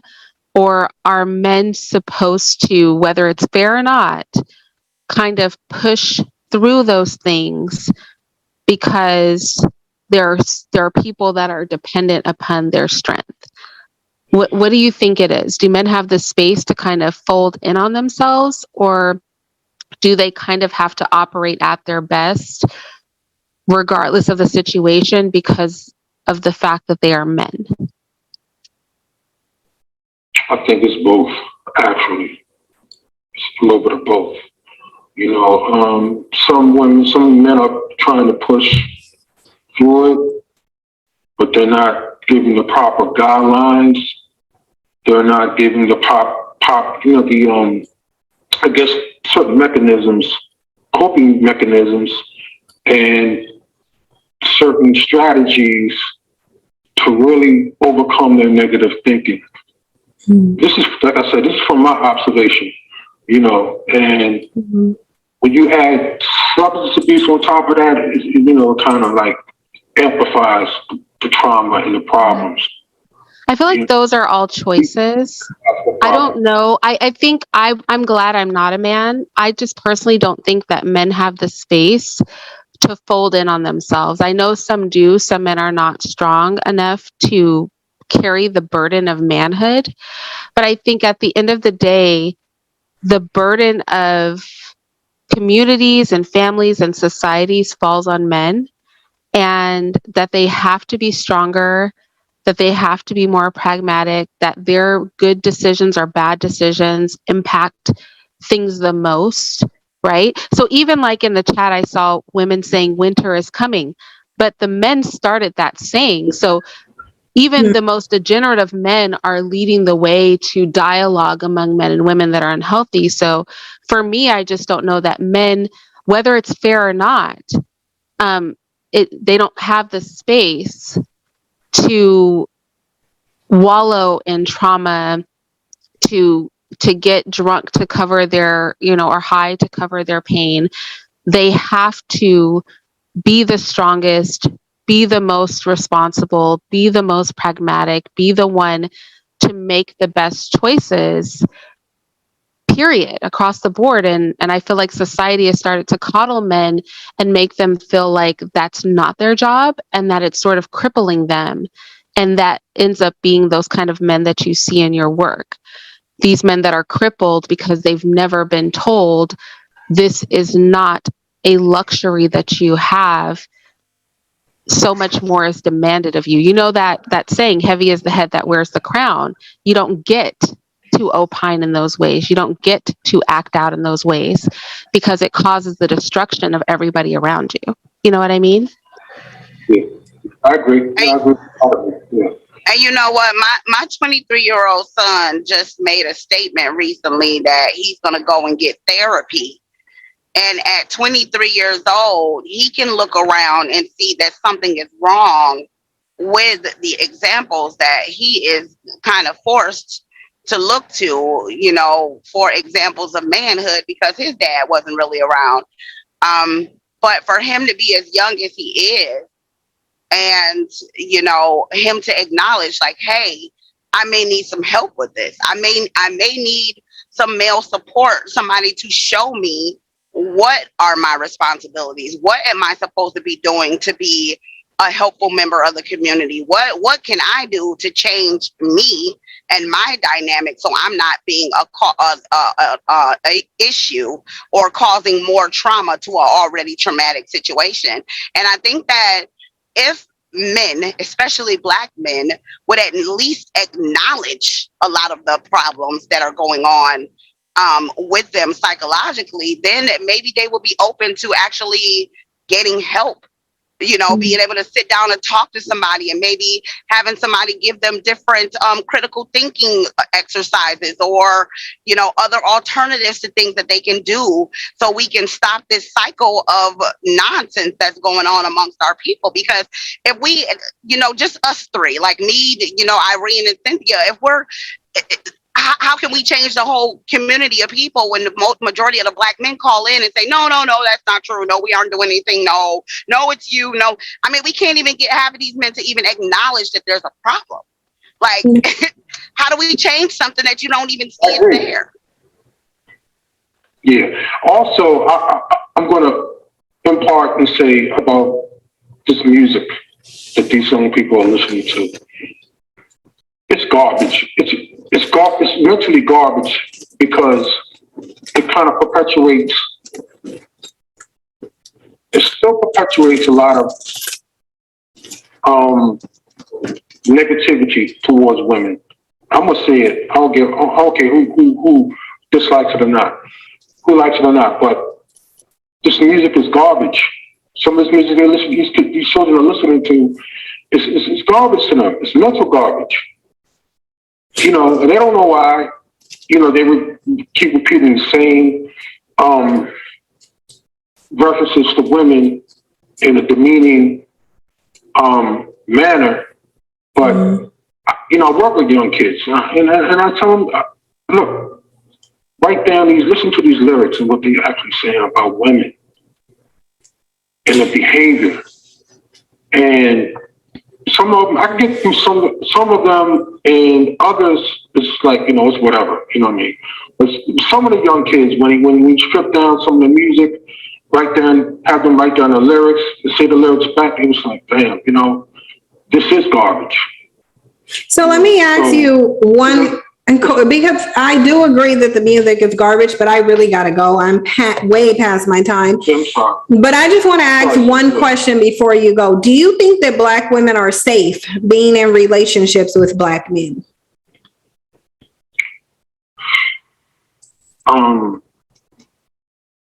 Not right now.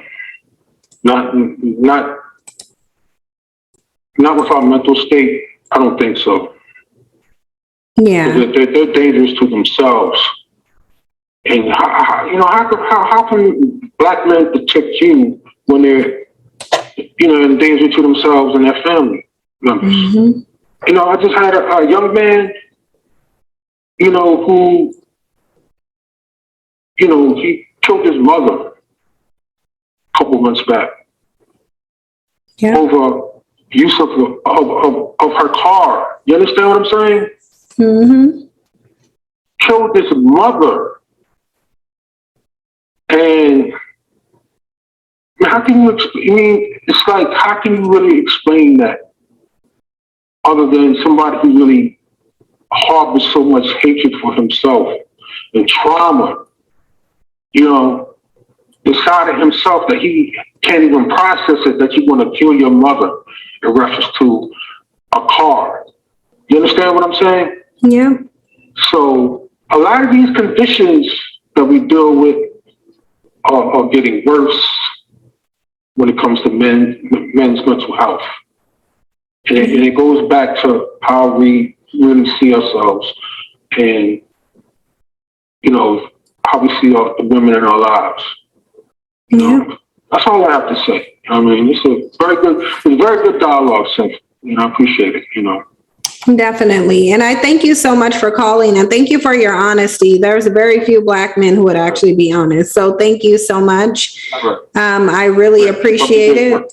Yeah, definitely feel free to call back in whenever I open the phone lines, but I got to get out of here and like run to the bathroom and then run out the house. So, yeah, I'll talk to you.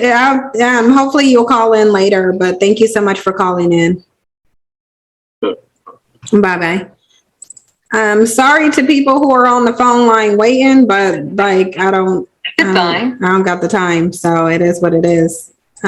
Wish we could have got more. I'm gonna have to just do a straight call in. Like really, I'm gonna have to just do like a panel and we just take calls based on the topic is what I'm gonna have to do. I'm a little bit surprised that that the men were actually a little bit more understanding this time. That it wasn't just a battle of the sexes, you know. They were actually trying to understand and gather what, you know, process what was being told to them. I'm very shocked.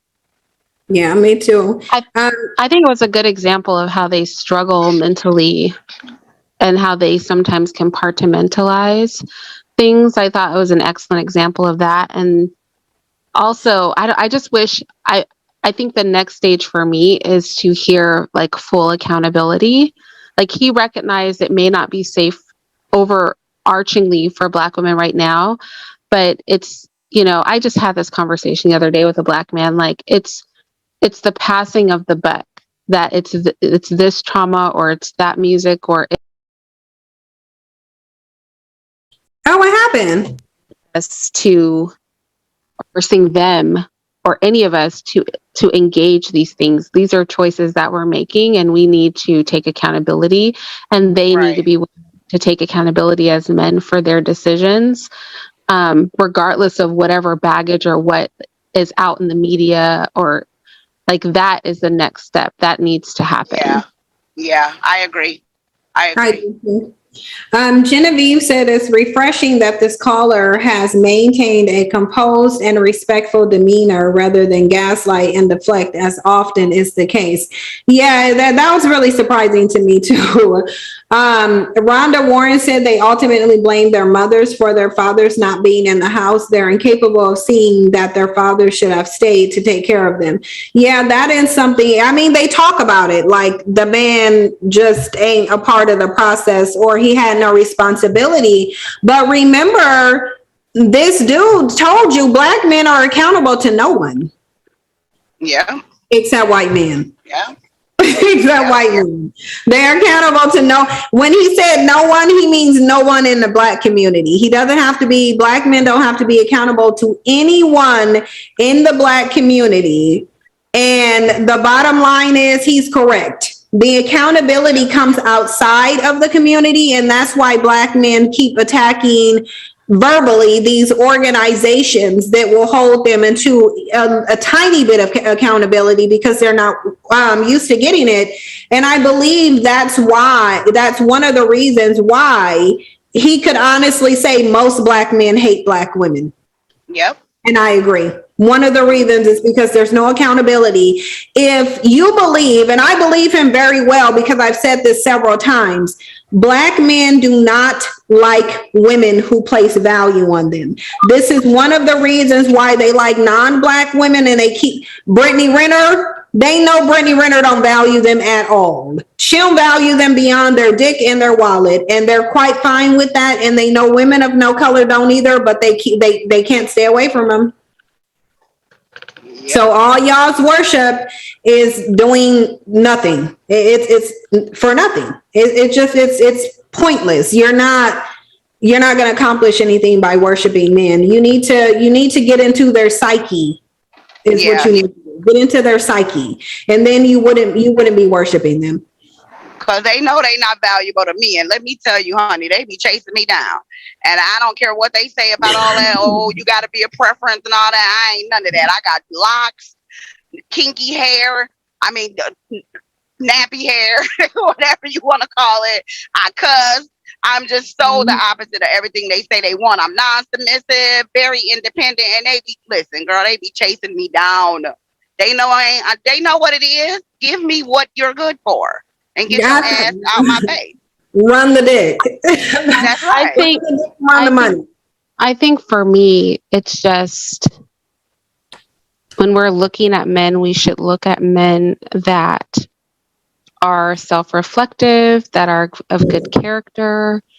Like the sex and all that is fine, but really I just feel like sex, although it's enjoyable, I enjoy sex. I think, as women, sex should be the last thing that we throw on the table for a man, depending on what you're looking for. Like if you're looking ultimately for a husband, and we should be looking for just men that are self-reflective, accountable, like I said, have a public face that they value, because when men value their reputation and they value their careers and they value what they've built, they tend to be more responsible in their behavior.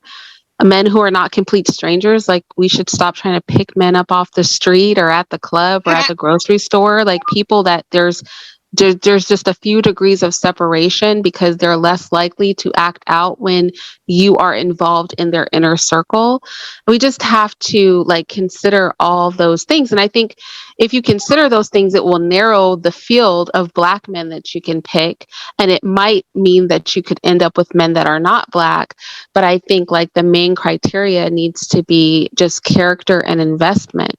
And unfortunately, if that is not something that's overwhelmingly present in the Black community, then it is what it is. But I think character and investment should come first and foremost above anything if you're looking for a long-term relationship. But Irene, you know I ain't looking for that child. I was married for 16 years. I don't want no long-term investment. I want some dick. I'm telling the truth. Listen, it's all different types of women, right? And everybody's looking for something different, right? So I'm not trying to take shots at women who are looking for commitments and relationships. But what I'm saying is I'm one of those ones that fall outside of a different type of category. I don't want no relationship with no man. When a man walk up to me and say, oh, I want to be in a relationship, all I hear is wash my clothes, cook my food, suck my dick. I don't want that. I don't want that. That's not what I want personally. So give me some dick. Like, I'm telling you, honestly, that'd be the first thing I be thinking, Irene, is sex. I'm not even gonna lie. I gotta be honest. It doesn't that kind of reward them? Because that's kind of what they're thinking too. No, right? because look, isn't it a reward? Isn't it a reward to them? Like obviously women enjoy sex too, but men's fantasy, right? Their fantasy of life is to be able to access a woman's body without any accountability, investment, or anything. So although I agree with you, there are women who have that desire, but I'm saying if we do that in mass, it's reinforcing all of these bad characteristics, right? That we're struggling with right now. So I agree with both, but I got to get up out of here. So we're going to have to can this conversation for later because I got to go. I do. Okay. Yeah, because that's like a whole box of worms you're opening up. Queen, I blame you. It's Queen's fault. Okay, well, let's just do a three-way call later. Yeah. Yeah, okay. I'll do a three-way call later. Like in about an hour, I'll text y'all and see if y'all want to do a three-way because I got to run out of here. I do. All right, bye, Sin. Okay. Bye, chat. Right, bye, Queen. Cynthia. Bye, Irene. Bye. Thanks for coming up. Hello. I really appreciate it. All right. Welcome. Love you, Sin.